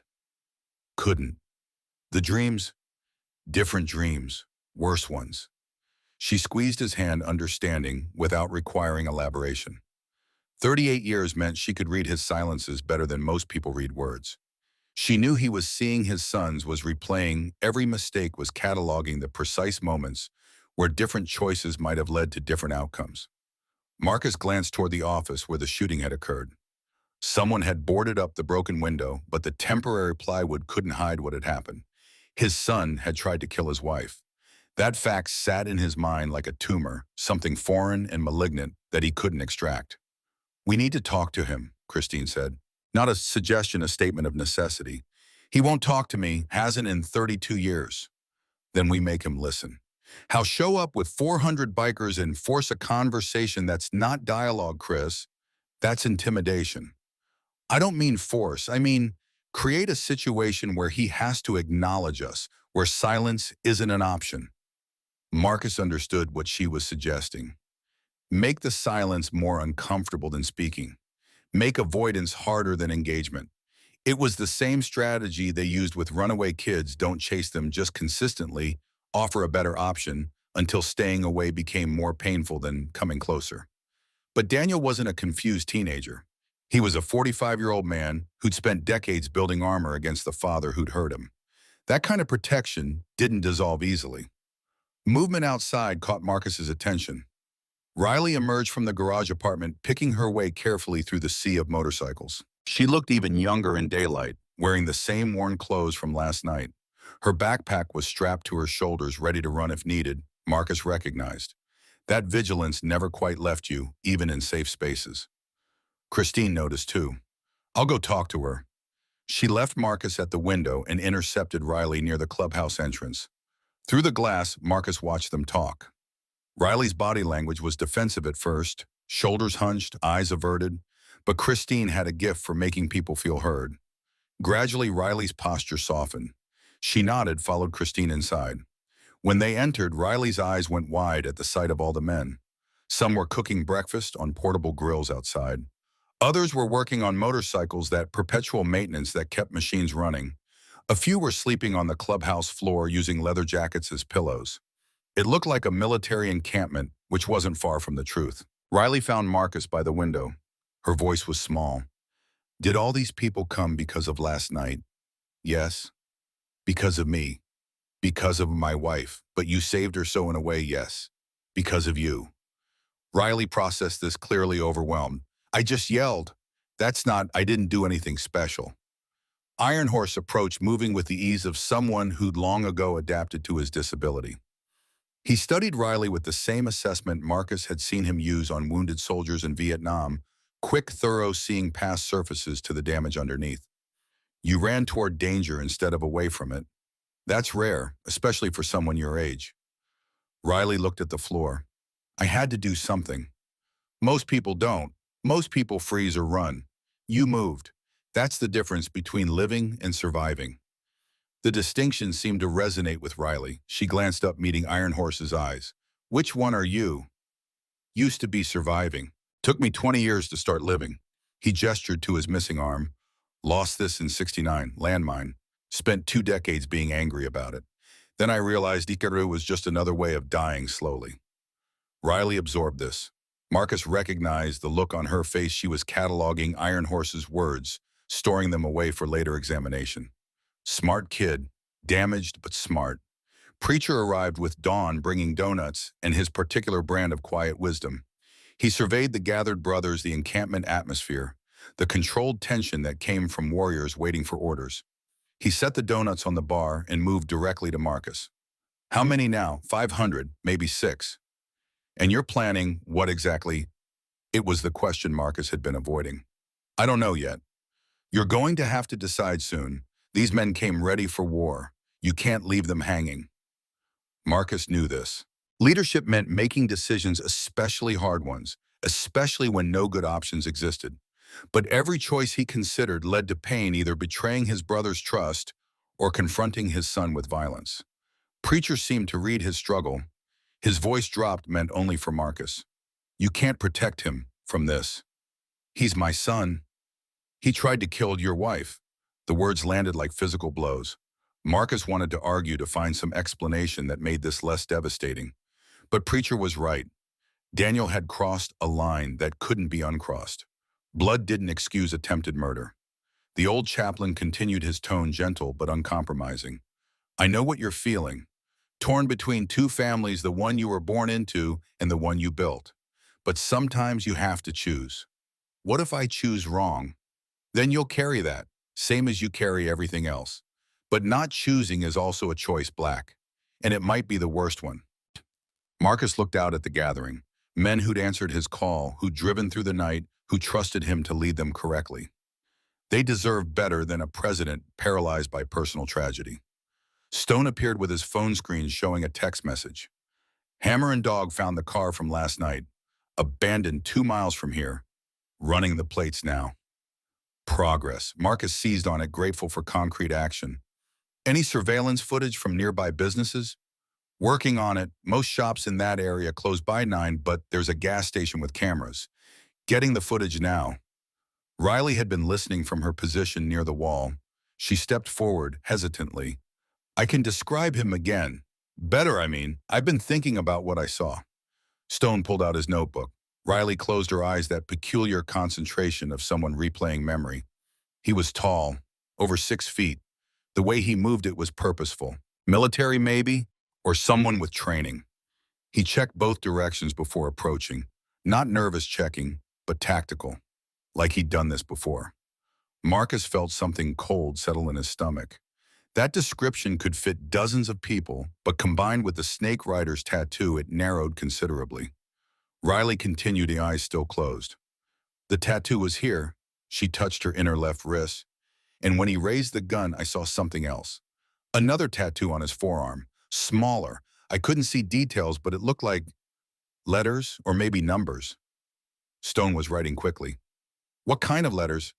I don't know. It was dark and he moved fast, but there was definitely something else there. Marcus's phone rang. He glanced at the screen, unknown number. His thumb hovered over the decline button, but something made him answer. Yeah. The voice on the other end was distorted, filtered through some kind of modulator, but Marcus would have recognized the cadence anywhere. 32 years of silence hadn't erased his son's speech patterns. Hello, Dad. Marcus's hand tightened on the phone. Around him, conversation ceased. Everyone could tell from his expression that this wasn't a casual call. Danny Mahom, been a long time. 32 years. 32 years, 7 months, 14 days. But who's counting? The specificity was painful. Daniel had been keeping track, marking time like a prisoner marking cell walls. Marcus forced himself to breathe evenly, to not let emotion override reason. Was that you last night? Silence on the line, stretching uncomfortably. Then you know it was. The admission felt like being shot. Suspecting was one thing, knowing was another. Marcus's free hand braced against the window frame. Christine was suddenly beside him, her presence anchoring him. Why? His voice cracked on the word. Why, Christine? She never hurt you. Daniel's laugh was bitter, corroded by decades of resentment. She never hurt me, Dad. She replaced us. You kicked at Mike and me out of your life, and then you built a whole new family with her. You chose her. You chose all these strangers in your biker club, but you didn't choose us. That's not your mother took you. The court, don't blame mom. She protected us from you. She did what she had to do after you. Daniel's voice rose, then caught. When he continued, the words came quieter but more venomous. After you taught me that fathers hit sons, that love comes with fists. Marcus couldn't argue. The truth sat between them, undeniable and ugly. He had hit Michael. He had scared both boys. He had destroyed their sense of safety. No amount of sobriety or rehabilitation or charity work erased that foundational betrayal. I was sick, Marcus said, hating how inadequate it sounded. I had PTSD from Vietnam. I didn't know how to. Excuses, 30 years of excuses. You know what I learned from you, Dad? I learned that violence is how you express love. I learned that the people who are supposed to protect you are the ones you should fear most. I learned that fathers are liars who say they'll change and never do. But I did change. I got sober. I built this club to help people, to help strangers, to save everyone except your own sons. Daniel's voice broke. Do you know what it was like, watching you rescue kid after kid, giving them everything you never gave us? Every newspaper article about your charity work was a knife in my chest. The pain in Daniel's voice was raw, unfiltered. 45 years old and still bleeding from wounds inflicted when he was 5. Marcus understood intellectually that trauma didn't heal on a schedule, that childhood damage could last lifetimes. But hearing his son's anguish made that understanding visceral. I'm sorry. The words felt microscopic against the magnitude of damage. Danny, I'm sorry. I was a terrible father. I failed you and Mike in every way that matters. I don't expect forgiveness. I don't even deserve it. But your mother, Christine, she didn't fail you. She wasn't there. Why hurt her? Because you love her more than you ever loved me. The logic was the logic of a wounded child, not a grown man.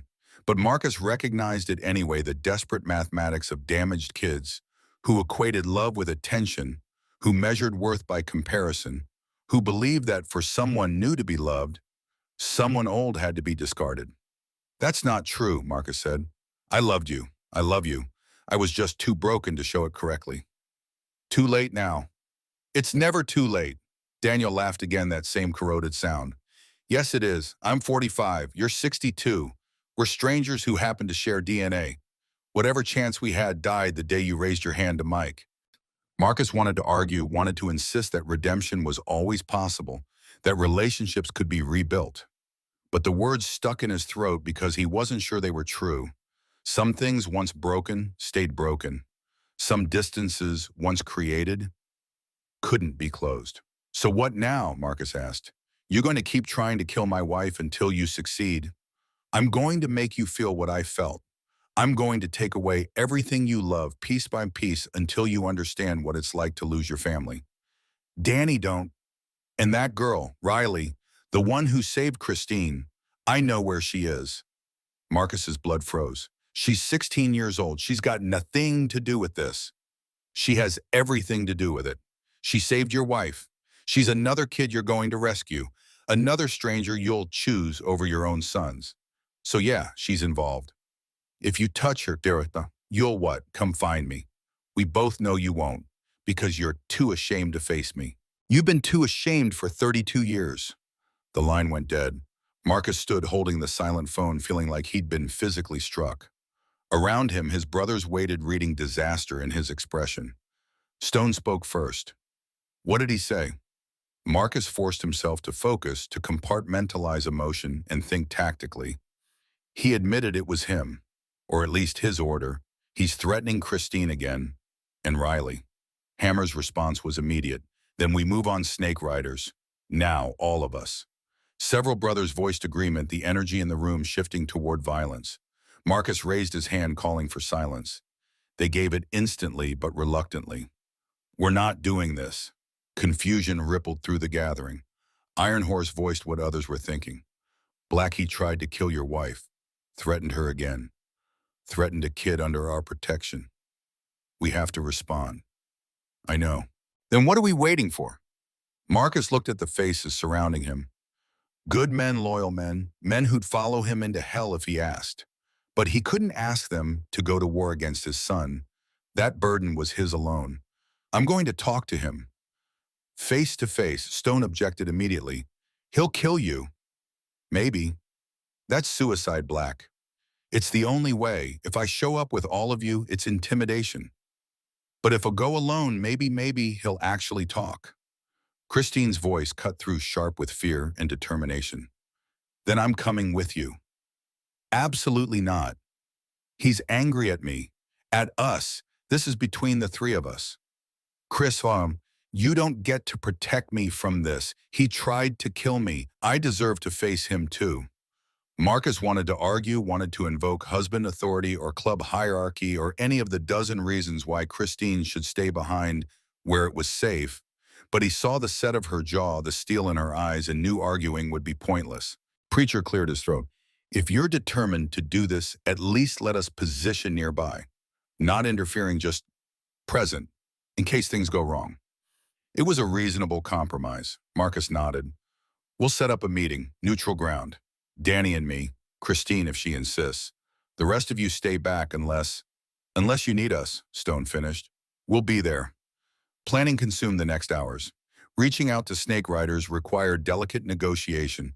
Stone made calls to intermediaries, people who straddled the line between clubs, who could arrange conversations without triggering immediate violence. The message was simple. Marcus Morrison wanted to talk to his son. Neutral location, no weapons, just conversation. The response came faster than expected. Daniel agreed. An abandoned factory on the edge of town, 7 p.m. Marcus only. Anyone else showed up, Daniel would leave. Marcus spent the afternoon preparing.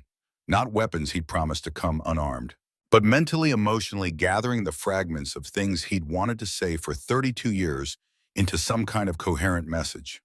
Riley found him in the early afternoon sitting alone in the clubhouse office. She knocked hesitantly on the doorframe. Can I come in? Marcus gestured to the chair across from his desk. She sat backpack still on that perpetual readiness to flee. He understood it.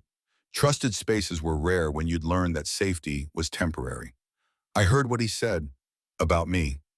Her voice was steady but small. I can leave. Go somewhere else.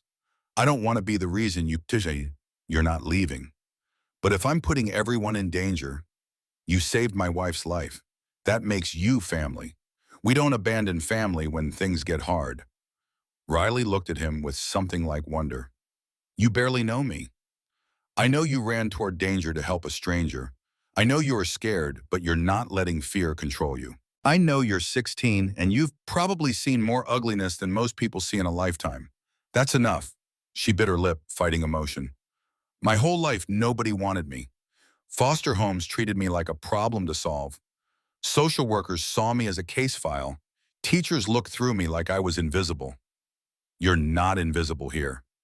Why, what makes me different from all the other kids you've helped? Marcus considered the question. The honest answer was complicated. Riley had saved Christine, yes, but she'd also appeared at a moment when Marcus needed to believe that redemption was still possible. She represented a second chance at fatherhood, a way to do right what he'd done so terribly wrong before. But he couldn't say all of that to a traumatized 16-year-old. So he simplified. You're not different. You're just here. And being here is enough. Christine appeared in the doorway holding a small bag. I got you some things. Clothes that might fit, toiletries, basics. Wasn't sure what you needed, so I guessed. Riley took the bag like she was receiving something precious. You didn't have to. I know, but I wanted to. The simple kindness seemed to overwhelm Riley. Her eyes filled with tears she refused to let fall. Christine sat beside her, not touching, but present. After a moment, Riley spoke. Nobody's ever just been nice to me. There's always something they want. Foster parents want the check. Social workers want compliance. Teachers want me to be quiet. But you, she looked between Marcus and Christine. You're not asking for anything. We're asking you to let us help, Christine said gently. That's all. Riley nodded, swiping at her eyes. Okay, yeah, I can do that. As 7 p.m. approached, Marcus prepared to leave. He changed into clean clothes, not his leather vest, which carried too much weight, but simple jeans and a jacket. He wanted to meet his son as a father, not as a club president. Christine was waiting by the truck, her own jacket on. They'd argued about her coming, but she'd won. She always won when she decided something mattered. Stone gathered the brothers for final instructions. We'll be in position by 6:30, eyes on the location but out of sight. First sign of trouble, we move by you. Iron Horse added, Black, you've got your phone. Call goes through, we'll hear it. Just say the word. Marcus nodded, accepting their concern, while trying not to think too hard about what requiring rescue would mean. If things went that wrong, if Daniel escalated to actual violence, Marcus wasn't sure he'd be able to defend himself. How do you fight your own child? The drive to the factory took 15 minutes. The building had been abandoned for years, victim of Copperhead Falls' slow economic decline. Graffiti covered the exterior walls. Windows were broken or boarded up. The parking lot was cracked concrete and weeds. Daniel's motorcycle was already there, a black and chrome monster, custom paint showing a coiled snake with ruby eyes. The Snake Rider's signature, a statement of identity and ownership. Marcus parked and turned off the engine.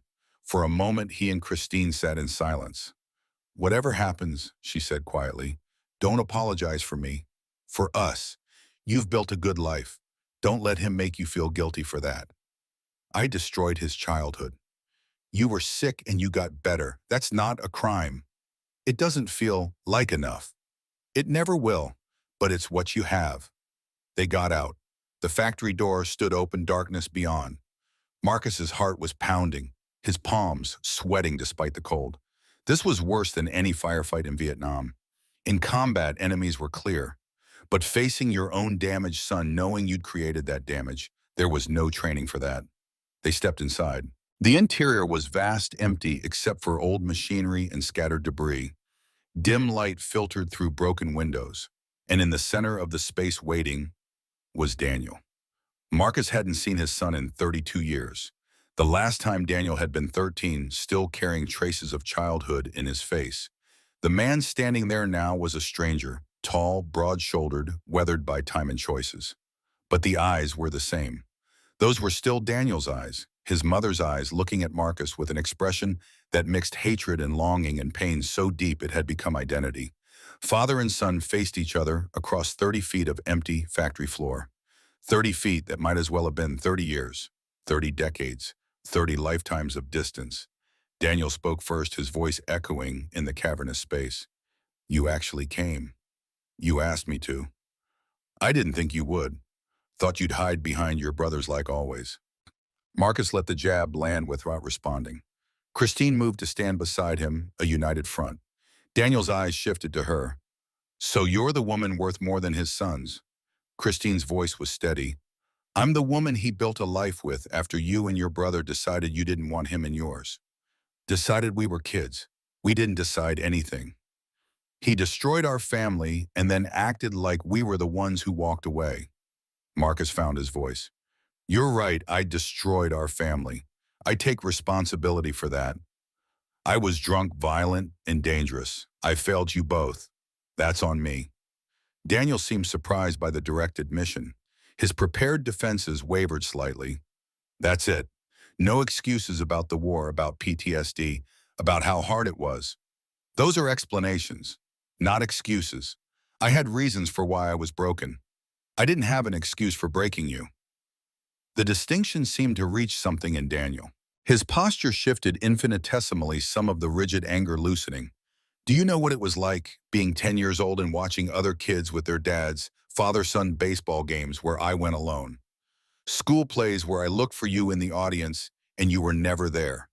Every birthday thinking maybe this year you'd call. And you never did. I wrote letters. I burned them, unread. I called. I changed my number. The admissions hung between them. Daniel had actively rejected Marcus's attempts at contact, but Marcus understood why. Sometimes survival required amputation. Daniel had cut away the infected limb of their relationship to save himself. Marcus took a step forward. Daniel tensed but didn't retreat. Then how do I reach you now? You don't. It's too late. I don't believe that. Believe what you want. It doesn't change reality. Christine spoke again. What do you want, Daniel, actually want? Not revenge, not to hurt us. But what would make this better? Daniel laughed, that corroded sound Marcus had heard on the phone. Better nothing makes this better. You can't give me back my childhood. Can't undo 32 years of silence. Can't make me forget what it felt like to be unwanted. You weren't unwanted, Marcus said. You were wounded, and I was the one who wounded you. But I never stopped wanting you. Then why didn't you fight harder? Why did you just let us go? The question struck at Marcus's deepest shame. Because I thought you'd be better off without me. I thought I was poison, and keeping distance was the kindest thing I could do. So you chose for us, again, just like you chose to drink, just like you chose to hit Mike, just like you chose everyone else over us. Marcus had no defense. Every point Daniel made was valid. He'd made choices, terrible choices, and those choices had consequences that reverberated across decades. The sound of footsteps interrupted. From the shadows emerged 6 men, snake riders all wearing their colors, all looking ready for violence. Daniel had brought backup despite the agreement. Christine moved closer to Marcus. He fought the urge to reach for a weapon he didn't have. This was either about to end in conversation or bloodshed. Daniel raised his hand, stopping his men. They're leaving soon. Just wanted them to see my father, the great Blackjack Morrison, president of Hell's Angels, champion of lost causes, savior of everyone except his own kids. Marcus understood the performance aspect. Daniel needed his men to see him as powerful, needed to demonstrate control, needed to justify the hit on Christine by framing Marcus as a villain. Gang leadership required mythology, and Daniel was building his. If you're going to kill me, Marcus said quietly, then do it. But leave Christine and Riley alone. They didn't earn your hate. I did. Daniel studied him for a long moment. Then something shifted in his expression. Recognition, maybe, of the man Marcus used to be versus the man he'd become. Or perhaps just exhaustion. Hate was tiring. Carrying resentment for 32 years had to be its own kind of prison. I'm not going to kill you, Daniel said finally. That would be too easy, too final. I want you to live with this. Want you to wonder every day if today's the day I come for someone you love. Want you to feel what I felt, the constant fear, the knowledge that safety is temporary, that the people you count on can vanish. He turned toward the door, his men following. At the threshold, he looked back. Stay away from me, Dad. Stay away from my club. Stay away from my life. You gave up the right to be my father a long time ago. Don't try to reclaim it now. Then he was gone, taking his brothers and his pain with him. The sound of motorcycles starting filtered through broken windows, then faded into distance. Marcus and Christine stood alone in the abandoned factory, neither speaking. After a moment, Christine's hand found his. At least he didn't shoot us. Marcus almost laughed. Trust Christine to find the optimistic angle. Yeah, there's that. They walked back to the truck. Stone called immediately, voice tight with concern. You okay? We saw snake riders leave. We're fine, he just wanted to make a point. Which was that I can't fix this, that some things stay broken. Stone was quiet for a moment. You coming back to the clubhouse? Yeah, give us 20 minutes. The drive back was silent. Marcus replayed the encounter, analyzing every word, every expression, looking for some opening he'd missed, some moment where he could have said the right thing and changed the trajectory. But no such moment existed. Daniel's damage went too deep, had calcified into identity. He wasn't a hurt boy anymore. He was a man who'd built his entire adult life around the foundation of that hurt. At the clubhouse, the brothers were waiting. Marcus gave them a brief summary. Daniel had shown up, made his position clear left. No violence, no resolution, just confirmation that the divide between them was permanent. Riley was there too, sitting in a corner with a plate of food Christine had prepared earlier. She watched Marcus with concern that seemed disproportionate to their short acquaintance. But maybe that was how damaged kids operated. They recognized kindred spirits, other people carrying wounds, and formed attachments quickly because they understood that safety was never guaranteed. Iron Horse pulled Marcus aside. What's the plan? Keep Riley safe. Keep Christine safe. Watch for snake riders. Beyond that, he shrugged. I don't know. That's not a plan. That's reacting. You have a better idea? Iron Horse considered. Yeah, we make Daniel irrelevant. He wants to hurt you by threatening the people you care about. So we make those people untouchable. 24/7 protection. Rotation of brothers. No one goes anywhere alone. It was sound strategy. Marcus nodded agreement. Set it up. The next days established new patterns. Riley moved permanently into the garage apartment with understanding that she could leave whenever she chose, but while she stayed, she was family. Christine worked from home, brothers, rotating guard duty. Marcus rarely left the clubhouse, maintaining constant communication with his network. 3 days after the factory meeting, Detective Sarah Reeves from CPS appeared at Marcus's door. She was a woman in her 40s, professional demeanor but kind eyes. She'd worked with the club before on various youth outreach programs. Mr. Morrison, we need to talk about Riley Harper.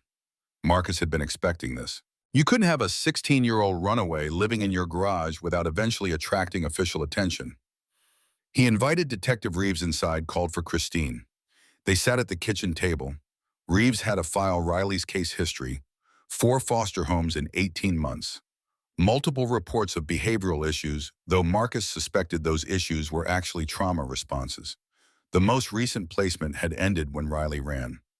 The foster father, Mr. Patterson, filed a missing persons report, Reeves said. He's concerned about Riley's safety. Marcus fought to keep his voice neutral. Riley told us why she left. Mr. Patterson was inappropriate with her. Reeves's expression didn't change, but something flickered in her eyes. She told you that? Yes. Did she give specifics? Christine answered. He came into her room at night, made comments, touched her inappropriately. She reported it to her social worker and was told she was lying for attention.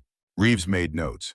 I'll investigate Mr. Patterson, but in the meantime, Riley needs proper placement. She has placement, Marcus said. Here. You're not an approved foster home. Then approve us. Reeves looked at him for a long moment. Mr. Morrison, I know your club does good work, but you're not exactly conventional guardians. Hell's Angels doesn't exactly scream stable home environment. We've helped dozens of kids over 40 years. You know this. You've worked with us. Helped, yes, but legal guardianship is different. There are requirements, background checks, home studies, court approval. Christine leaned forward. Then let's start the process. Whatever you need, we'll provide. But don't put Riley back in the system. She won't survive it. The word choice was deliberate, not won't tolerate it, but won't survive it. Because both Christine and Marcus understood that some kids had a breaking point and Riley was close to hers. Reeves was quiet, clearly wrestling with policy versus pragmatism. Finally, I'll need to interview Riley, alone, and I'll need to see where she's staying. They agreed. Reeves spoke with Riley for an hour while Marcus and Christine waited anxious. When the detective emerged, her expression was troubled. Riley confirmed what you said about Mr. Patterson. I'm opening an investigation immediately. As for her living situation, she paused. Against my better judgment, I'm going to allow her to stay here temporarily while we process your application for emergency foster placement. But Mr. Morrison, Mrs. Morrison, understand one problem, one hint that this isn't in Riley's best interest, and she's gone. Clear. Crystal clear, Marcus said. Thank you. After Reeves left, Riley emerged looking shell-shocked. Am I in trouble? No, Christine assured her, but we need to do this right. Legally, that means paperwork and visits and proving we can be proper guardians. You do that, actually become my foster parents, Marcus answered. If you'll let us. Riley's composure cracked. Tears came, those long-held tears she'd been suppressing for who knew how long. Christine held her while she cried, making soft, soothing sounds. Marcus stood helplessly nearby, reminded painfully of all the times he should have comforted his own children and hadn't. That night, lying in bed with Christine, Marcus stared at the ceiling. We're really doing this, taking in a teenage girl. We are. I destroyed my own kids. What makes you think I can do better this time? Christine rolled to face him. Because you're not that man anymore. You've had 37 years of sobriety, decades of therapy. You've helped hundreds of people. You're not the broken veteran who didn't know how to cope. You're Blackjack Morrison, and you're enough. Marcus wanted to believe her, wanted to think that redemption was possible, that second chances were real, that mistakes didn't have to be final. He'd spent 45 years trying to prove it through the club. Maybe this was his chance to prove it on a personal level. Riley deserved better than the hand she'd been dealt. So did Michael and Daniel decades ago. Marcus couldn't fix his son's childhoods. That ship had sailed and sunk. But maybe he could do right by one damaged kid. Maybe that was enough. Sleep came eventually, bringing dreams that were less nightmares and more memories. Not Vietnam this time, but Michael and Daniel as children. Before everything broke, when they'd still looked at him with trust instead of fear. In the dream, Marcus was given another chance. Could redo those critical moments. Could choose differently, be better, prove that fathers didn't have to destroy their children. He woke before dawn, Christine sleeping peacefully beside him. Through the window, he could see the light on in Riley's apartment. She was awake too, probably wrestling with her own demons. Marcus got up, made coffee, sat on the porch in his familiar spot. The sky lightened incrementally. Another day, another chance to do better than yesterday. His phone buzzed, a text from an unknown number. This isn't over, Daniel. Still watching, still angry, still carrying wounds that Marcus had inflicted. Marcus deleted the text and pocketed the phone. He couldn't fix his relationship with Daniel. 32 years had proven that. But he could be present for Riley, could give her stability and safety and the kind of fathering he wished he'd been capable of decades ago. It wasn't redemption. It wasn't atonement. It was just doing the next right thing one day at a time and hoping that eventually the weight would feel lighter. The sun cleared the mountains. Marcus finished his coffee and went inside to start breakfast. Christine would be up soon. Riley would need food. The club would require leadership.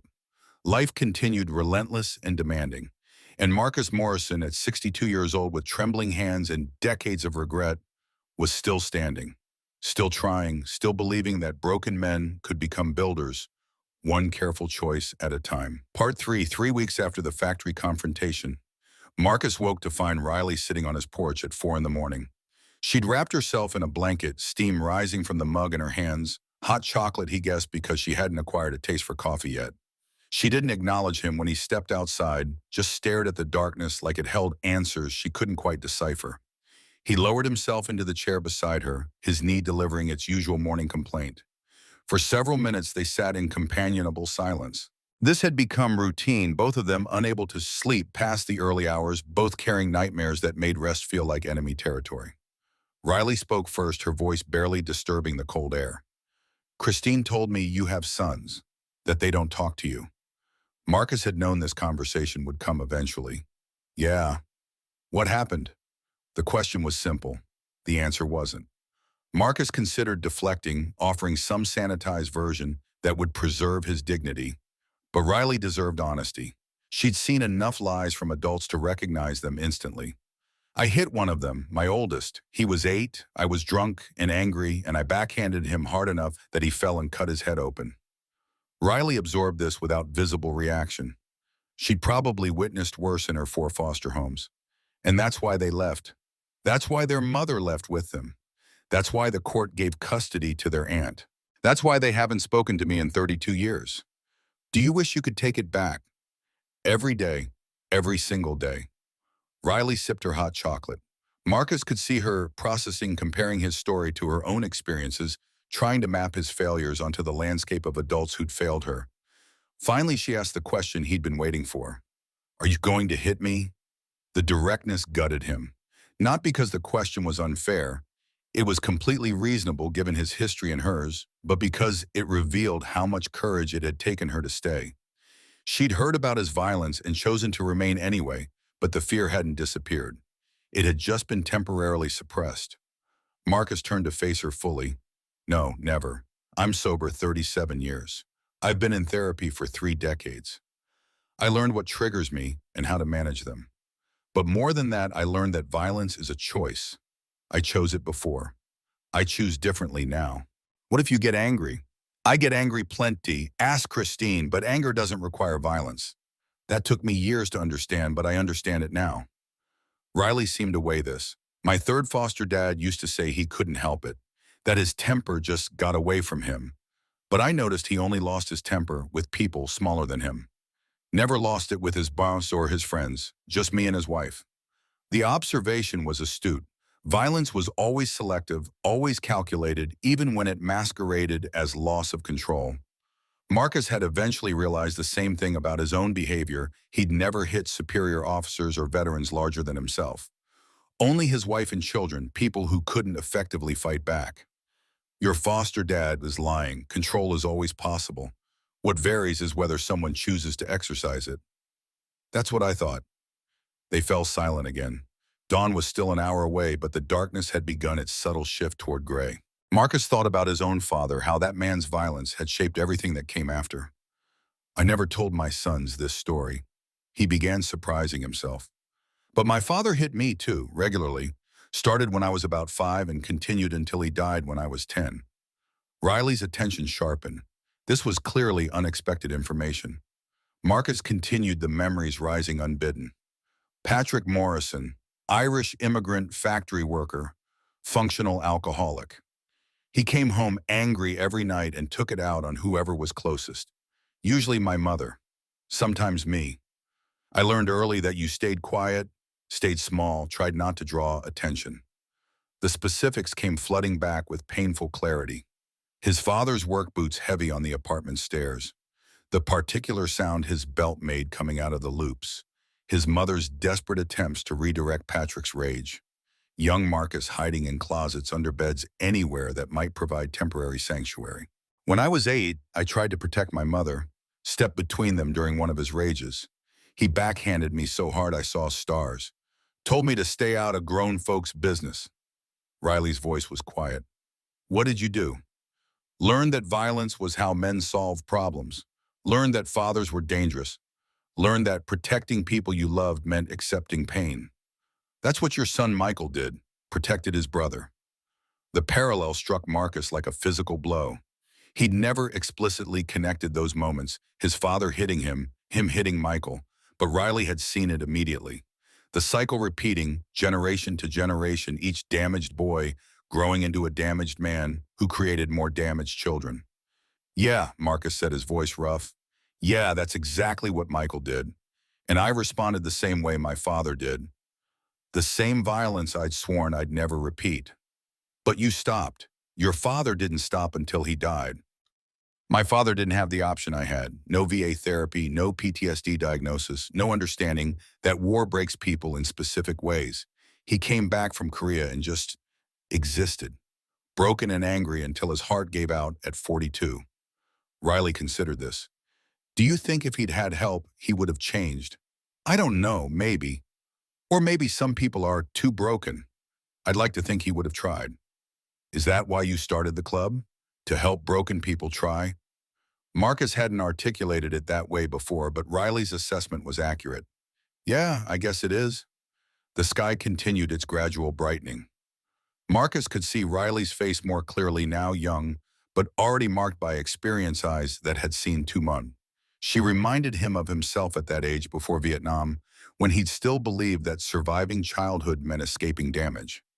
Riley spoke again, her voice carrying a weight that seemed too heavy for 16 years. I used to think if I could just find the right family, everything would be okay. Like there was some perfect combination of people who would make me feel safe. But there isn't, is there? No perfect family. No, there isn't. So what do you do instead?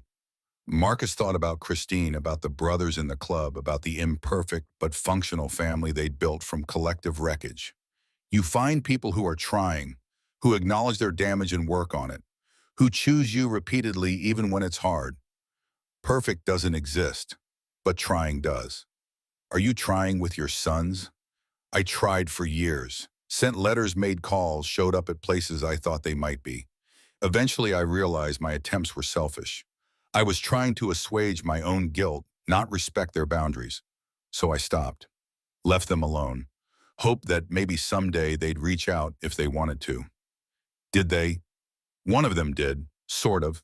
Daniel called to threaten Christine. That was his way of reaching out with violence, same as I'd taught him. Riley processed this. And the other one, Michael. Silence. For 32 years, complete silence. The admission hurt in ways Marcus couldn't fully articulate. Daniel's anger was at least engagement.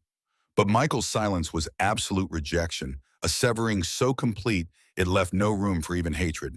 He'd simply erased Marcus from his life as thoroughly as if his father had died. Riley's phone buzzed. She glanced at it, then showed Marcus the screen. A text from an unknown number. Still thinking about you. Marcus's protective instincts flared immediately. Who's that? I don't know. Started getting them a few days ago. Why didn't you tell us? Didn't want to be more trouble than I already am. Marcus took the phone, scrolling through previous messages. They were vague but unsettling observations about where Riley had been, what she'd worn, suggestions that someone was watching. The most recent, from 2 hours ago. Pretty girl like you shouldn't be awake so early. Who's keeping you up? Cold fury settled in Marcus's chest. This was either Snake Rider surveillance or something worse. Either way, it meant Riley was actively being targeted.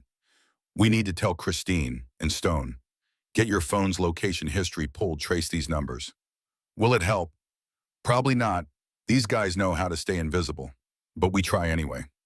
They went inside. Christine was awake making breakfast. Her face went tight when Marcus showed her the messages. She immediately called Stone, who promised to come over with Hammer to discuss security protocols. By 7 a.m., the kitchen had transformed into a war room. Stone had Riley's phone, running it through software that would attempt to trace the messages. Hammer was coordinating with brothers who worked in telecommunications. Iron Horse arrived with a new phone for Riley, this one equipped with better security and tracking. Riley sat at the table looking overwhelmed and guilty. I'm sorry, I should have said something sooner. Christine's response was firm but kind. You're not responsible for someone stalking you. But from now on, anything weird happens, you tell us immediately. Understand? Yes, ma'am. The formal address made Christine smile despite the circumstances. You can call me Christine, or Chris. Ma'am makes me feel ancient. Stone looked up from the phone. Messages are routed through a VPN and disposable numbers. Professional setup. Whoever this is knows what they're doing. Marcus met Stone's eyes, both men thinking the same thing. Snake Riders. Daniel was escalating, moving from threats to active psychological warfare. Hammer spoke up. We increase Riley's security detail. She doesn't go anywhere without at least 2 brothers. School, home, anywhere. Full coverage. Riley's expression shifted to panic. I can't go to school with bikers following me. I'll look like I'm in witness protection or something. You're a 16-year-old girl being stalked, Iron Horse said gently. Looking unusual is better than being unsafe. The debate continued, Riley arguing for normalcy while the brothers insisted on protection. Eventually, they compromised unmarked cars for school runs, casual clothes instead of leather brothers who could pass as concerned relatives rather than obvious bodyguards. The phone rang. Marcus answered, expecting another club member. Instead, a voice he hadn't heard in 32 years came through the line. Dad, it's Michael. Marcus's hand tightened on the phone. Christine noticed immediately, moving closer. Stone and Hammer went alert, reading crisis in Marcus's sudden tension. Mike, his voice cracked on the name. Yeah, can you talk? Yes, I can talk. Michael's voice was careful, measured. I heard about what happened with Danny. The shooting. Is your wife okay? She's fine. How did you? I keep tabs on Danny. Have for years. Someone has to. The implication was clear. Michael had been monitoring his younger brother from a distance, maintaining connection without direct contact. It suggested concern that contradicted 32 years of silence. Marcus forced himself to breathe evenly. Where are you, Gam? Denver. I live here. Have for 15 years. Denver, 2 hours away. Michael had been that close and Marcus had never known.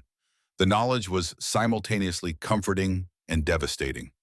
Mike, please, I'm not calling for apologies or explanations. I'm calling because Danny is planning something bigger than a shooting. Marcus's professional instincts overrode his emotional reaction. What do you mean? He's not just targeting you or your wife. He's going after that girl, Riley. He thinks if he takes her, you'll finally understand what it felt like when we were taken from you. The threat crystallized into something concrete and terrible. Marcus looked at Riley sitting at his kitchen table eating cereal and felt primal protective rage. I don't know, soon. He's been obsessing about it, talking to his lieutenants about how to grab her without triggering a war with Hell's Angels. Why are you telling me this? Michael was silent for a long moment. When he spoke, his voice carried complicated emotions. Because despite everything, I don't want Danny to become a kidnapper or a murderer. He's my brother, And you're still my father, even if I don't want you to be. The admission hung in the air raw and painful. Marcus closed his eyes, feeling decades of loss compress into a single moment. Can we meet, please? I just want to, oh, I don't think that's a good idea, Mike. But I'll keep you updated on Danny. If I learn anything specific, I'll call. Thank you. That means thank you. Take care of yourself, Dad. And protect that girl. She doesn't deserve to get caught in our family's mess. The line went dead. Marcus stood holding the silent phone, feeling like he'd been granted a glimpse of something precious before having it snatched away again. Michael had called, had shared information, had used the word dad. It wasn't reconciliation, but it was acknowledgement. After 32 years, it was something. Christine's hand found his shoulder. That was Michael. Yeah. What did he say? Marcus repeated the conversation. The room's energy shifted immediately from strategic planning to crisis response. If Daniel was planning a kidnapping, they needed to accelerate their timeline. Stone pulled out his phone. I'm calling in everyone. Full lockdown. Riley doesn't leave this house without a minimum of 4 brothers. Riley stood abruptly. Wait, no, I'm not going to be a prisoner. I ran away from foster care to not be controlled. I'm not trading one cage for another. Her voice held the edge of panic. Marcus understood for Riley freedom was survival. Restricting her movement even for her own safety would feel like every other time adults had exerted power over her without regard for her agency. Christine moved to Riley's side. Nobody's making you a prisoner, but we need to keep you safe. Can we find a middle ground? How if I can't go anywhere alone, that's a prison? Iron Horse spoke up, his tone carrying the authority of experience. Kid, I spent 6 months in a POW camp in Vietnam. I know what a prison looks like. This isn't it. This is family protecting family until a threat passes. What if the threat doesn't pass? Then we eliminate the threat. The bluntness was startling. Riley looked at Iron Horse, then at Marcus, then at the assembled brothers. You'd go to war over me. Your family, Marcus said simply. That's what we do. Riley's composure cracked. She sat back down heavily, overwhelmed by the weight of being valued.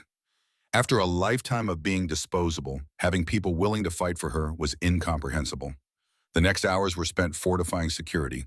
Brothers arrived in shifts, creating overlapping coverage. The house was swept for surveillance devices. New locks were installed. Escape routes were planned in case Daniel's assault came to their home. By evening, the transformation was complete. What had been a quiet ranch house now resembled a military installation. Riley retreated to her apartment, clearly struggling with the sudden loss of privacy and autonomy. Christine found Marcus in the garage working on the shovelhead despite his trembling hands. The motorcycle had developed new problems, carburetor issues this time, and the delicate work required steadiness Marcus no longer possessed. But he kept trying anyway, refusing to concede another piece of himself to age. She watched him struggle with a wrench for several moments before speaking. You need to let Stone help with that. I can do it. Your hands are shaking too much. You are going to strip the bolt. Marcus set down the wrench, defeated. Christine was right. She was usually right. He couldn't do the work anymore, couldn't maintain the machine that had been his companion for 45 years. Another loss in a lifetime of losses. Christine moved closer, her presence warm in the cold garage. Talk to me. About what? About how you're feeling, Michael called. Daniel's threatening Riley. Your hands won't stop shaking. Talk to me. Marcus looked at the shovel head, this machine he could no longer fix, and felt the metaphor slice through him. I'm falling apart, Chris. My body doesn't work right. My son hates me enough to kidnap a teenager. The other son called but won't see me. I'm building this family with Riley, but I destroyed my first family. What if I destroy this one too? You won't. How do you know? Because you're not that man anymore. How many times do I have to tell you before you believe it? Marcus wanted to believe, wanted to accept that redemption was real, that people could change, that the past didn't have to define the future. But belief required faith, and faith had always been difficult for him. Christine took his trembling hands in hers. These hands built a motorcycle club that's helped hundreds of people. They've raised thousands of dollars for charity. They've protected people who had nobody else. They shake now, but that doesn't erase what they've accomplished. They also hit my son 37 years ago, after which you got sober, got help, and spent 4 decades trying to be better. That matters, Marcus. Growth matters. Change matters. He wanted to argue, wanted to insist that some sins were unforgivable, but Christine's steady gaze wouldn't allow it. She'd been his anchor for 38 years, pulling him back from the edge repeatedly. If she believed in him, maybe that was enough. The sound of breaking glass shattered the moment. Both of them turned toward the house. More breaking glass, then a scream, Riley. Marcus ran despite his knees' protest, Christine right behind him. They burst through the back door into chaos. The kitchen window was broken smoke pouring in. Brothers were already responding, Hammer dragging Riley away from the smoke while Stone checked the perimeter. Through the haze, Marcus saw them, 4 figures in Snake Riders colors, motorcycles idling on the street. They'd thrown smoke bombs, creating confusion, testing defenses. One of them pointed directly at Riley, the gesture unmistakable. "We know where you are. We can get to you." Then they were gone, engines roaring into the night. The attack lasted maybe 30 seconds, long enough to deliver a message, short enough to avoid confrontation. Daniel was demonstrating that their security measures meant nothing, that he could reach Riley whenever he chose. Riley was shaking violently, her breath coming in gasps. Christine held her while Hammer checked for injuries. Stone was already on the phone coordinating response, calling in more brothers. Marcus stepped outside, surveying the damage. Broken windows dissipating the lingering smell of burning chemicals. And on the porch, spray painted in bright red, "You can't protect them all." The brothers gathered, anger radiating from them in waves. They wanted action, wanted retaliation, wanted blood. Marcus understood he wanted the same things. But rushing into violence would accomplish nothing except creating more casualties. Iron Horse voiced what others were thinking. "We have to move on Snake Riders, now, before they actually take Riley." "Agreed," Hammer added. "This was reconnaissance. Next time will be the real thing." Marcus looked at his assembled brothers, 20 men all ready for war, all waiting for his order. They would follow him anywhere, do anything he asked. That loyalty was both humbling and terrifying. But he couldn't ask them to go to war against his son. That burden was his alone. "No," he said quietly, "we're not doing that." Stone's expression hardened. "Black, they just attacked your home. Threatened Riley. What more do they need to do?" "I'm going to talk to Daniel again. Face to face. He'll kill you." "Maybe, but it's the only way to end this without a bloodbath." The brothers argued, trying to convince Marcus that diplomacy had failed, that violence was the only language Daniel understood. Marcus let them speak, understanding their frustration. Finally, Preacher intervened. "Brothers, let him try. If talking fails, we'll do what needs doing. But let him try." Reluctantly, they agreed. Marcus spent the next hour arranging another meeting. This time, Christine didn't argue about coming. She understood that this conversation needed to be father and son, without witnesses or buffers. The meeting was set for midnight at the same abandoned factory. Marcus prepared carefully, writing a letter to Christine in case he didn't return, leaving instructions for Riley's care settling accounts. At 11:30, he rode the shovelhead to the factory despite its mechanical problems. The bike coughed and sputtered, but carried him anyway. One last ride, possibly. One last chance. Daniel was waiting with 20 Snake Riders. Marcus had come alone. The imbalance was deliberate, Marcus demonstrating trust, Daniel demonstrating power. Father and son faced each other across the same empty space as before. But this time something was different. Daniel looked exhausted, not physically but emotionally. Like maintaining hatred for 32 years had finally become too heavy to carry. Marcus spoke first. "I'm sorry." "For what specifically?" "For hitting Michael. For scaring you both. For being drunk and angry and dangerous. For failing as a father in every measurable way. For not fighting harder to stay in your lives. For—" "Stop." Daniel's voice was rough. "Just stop." Marcus stopped. Daniel looked at his assembled brothers, then back at Marcus. "Do you know what's funny? I built this club to be everything Hell's Angels wasn't. More violent, more feared, more powerful. I thought if I could make you respect me through fear, it would mean something. Danny. But it didn't. None of it mattered, because the only thing I actually wanted was for you to be my dad again. And that's the one thing I couldn't force." The admission seemed to cost Daniel everything. His shoulders sagged, the aggressive posture deflating. Suddenly, he didn't look like a dangerous gang leader. He looked like a middle-aged man carrying a child's wound. Marcus took a careful step forward. I was your dad. I am your dad. I've been a terrible one, but that doesn't change the fact. What am I supposed to do with that? How am I supposed to process 32 years of abandonment followed by, I'm still your dad? I don't know, but we figure it out together, slowly, carefully, one conversation at a time. Daniel's laugh was bitter, but less corroded than before. You make it sound simple. It's not simple. It's probably the hardest thing either of us will ever do. But it's possible if you want it to be. What about her, Riley? You're just going to replace us with her? The question revealed the core wound. Daniel didn't just feel abandoned. He felt replaced. Every kid Marcus had helped was proof that Marcus was capable of fathering, which made his failure to father Daniel and Michael more painful. Riley isn't replacing anyone. She's a kid who needs help. Just like Michael, and you needed help 32 years ago and didn't get it from me. I can't undo my failures with you, but I can try to not fail her. So we're just supposed to watch you be the father to her that you never were to us. Marcus understood the trap.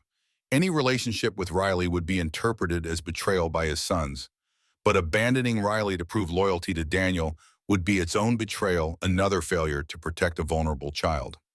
I don't have a good answer, Marcus admitted. I can't change the past, can't give you back your childhood, can't undo the damage. All I can do is try to be better now than I was then. For everyone, including you if you'll let me. Daniel was quiet for a long time. Around them, snake riders waited, reading their leader's indecision.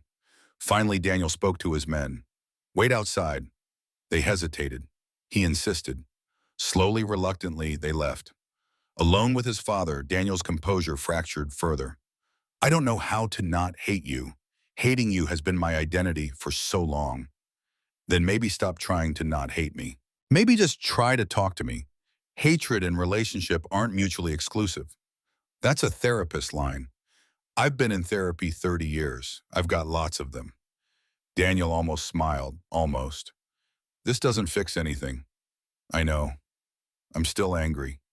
I know. I might always be angry. I know, and I accept that. Daniel looked at his father with an expression that mixed longing and grief. What if I can't forgive you? Then we work with what we have. I don't need your forgiveness, Danny. I'd like it, but I don't need it. What I need is for you to stop threatening people I care about. Can you do that? And what do I get in return? A father who shows up, who tries, who acknowledges his failures and works to do better. It's not much, but it's what I have. Daniel sat down on a piece of old machinery, suddenly looking much older than 45. I'm tired, Dad. I'm tired of being angry, tired of running this club, tired of trying to hurt you. It doesn't make anything better. Marcus sat beside him, maintaining careful distance but sharing space. They sat in silence for several minutes.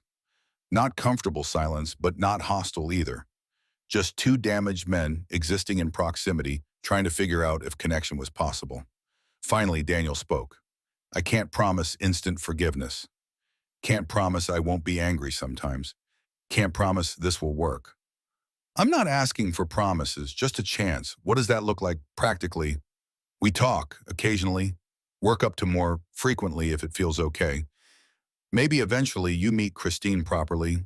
Maybe eventually you stop threatening to kidnap teenagers. Daniel had the grace to look ashamed. Yeah, I wasn't actually going to take Riley. Just wanted you to feel afraid. Mission accomplished. I have been terrified for weeks. Good. Daniel paused. No, not good. That's the hateful part of me talking. I don't actually want you to suffer. I just wanted you to feel something. I feel everything. I've felt everything for 32 years. They sat longer. Marcus's phone buzzed with messages from concerned brothers, but he ignored it. This moment was too fragile, too important to interrupt. Daniel eventually stood. I should go. It's a lot. Yeah. Can I call you if I want to talk? The question was so hesitant, so vulnerable that Marcus felt his throat tighten. Anytime, day or night, I'll answer. Don't expect it to be soon. I need time to process. Take all the time you need. Daniel nodded and walked toward the door. At the threshold, he turned back. Dad, yeah, for what it's worth, I'm glad you got sober. Glad you got help. Glad you built something good out of the wreckage. Then he was gone. Marcus sat alone in the factory for another 30 minutes, letting the enormity of what had happened settle. It wasn't reconciliation. It wasn't forgiveness. But it was a crack in the wall, a possibility where none had existed before. He rode home slowly, the shovel head complaining, but functional. Brothers were waiting anxiously when he arrived. Their questions came rapid fire. Was he okay? What happened was Daniel backing off. Marcus gave them the abbreviated version. Daniel wasn't an active threat anymore. They'd talked. It was complicated but not dangerous. The brothers accepted this with visible relief. Riley had waited up sitting in the living room with Christine. When Marcus entered, she stood uncertainly. Are you okay? Yeah, I'm okay. See, is Daniel going to... No, he's not going to hurt you. We talked. It's going to be a long process, but the immediate danger has passed. Riley nodded, processing.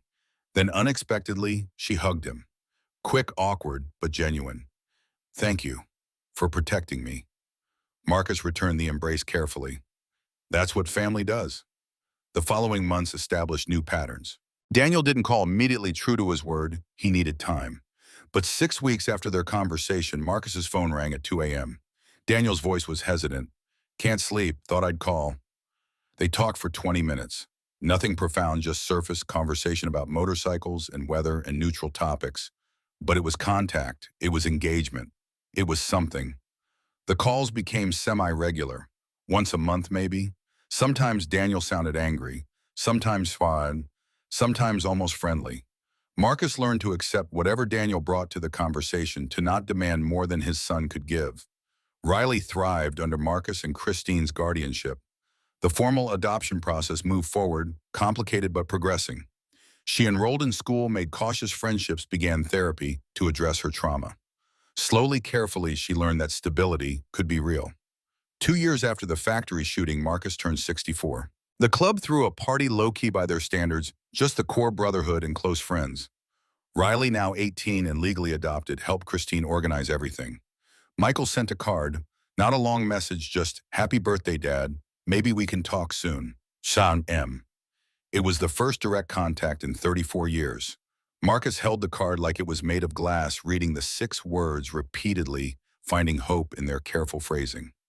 Maybe we can talk soon wasn't a commitment, but it was possibility. Daniel showed up unexpectedly. He walked into the clubhouse carrying a wrapped package, looking uncomfortable, but determined. The room went quiet. Everyone knew the history, knew the significance of this appearance. Marcus met him halfway across the room. For a moment, they just looked at each other. Then Daniel held out the package. "Happy birthday. It's, probably stupid." Marcus unwrapped it carefully. Inside was a photograph, the same one Marcus kept on his mantle of him, with 8-year-old Michael and 5-year-old Daniel, but restored and enlarged. Someone had professionally removed the damage from the original print, enhanced the colors, made it look almost new. On the back, in Daniel's handwriting, "Forgiveness takes time, but I'm trying, D." Marcus couldn't speak. Just held the photo and nodded. Daniel nodded back. They stood in awkward silence for a moment, then Daniel turned to leave. Riley intercepted him at the door. She'd never met Daniel, but she knew who he was. "Thank you," she said quietly, "for giving him a chance." Daniel looked at this teenage girl who'd unknowingly been part of his conflict with his father. "You're Riley." "Yeah. He talks about you, says you're smart, brave. He talks about you too, says you're his son and he loves you." Daniel's expression flickered. "Yeah, working on believing that. It's true, I can tell. I've lived with people who didn't love me. This is different." Daniel studied her, then nodded. "Take care of him. He's old and his hands shake." "I will." Daniel left. The party resumed, but with an undercurrent of hope that hadn't existed before. Marcus held the restored photograph, feeling something uncurl in his chest that had been clenched for decades. Preacher approached, placing a hand on Marcus's shoulder. "That was good. That was really good." "Yeah. The long road, you're walking it. We all are." Christine appeared with cake. Riley helped serve it. Stone and Hammer argued about motorcycle maintenance. Iron Horse told a story about Vietnam that everyone had heard before but still laughed at. The evening unfolded with the easy rhythm of family. Later, sitting on his porch in the familiar pre-dawn darkness, Marcus reflected on legacy. He'd asked the question years ago, what do we leave behind? He still didn't have a complete answer. But he knew this much. His legacy was complicated. He'd destroyed one family and built another. He'd hurt his children and spent decades trying to heal others.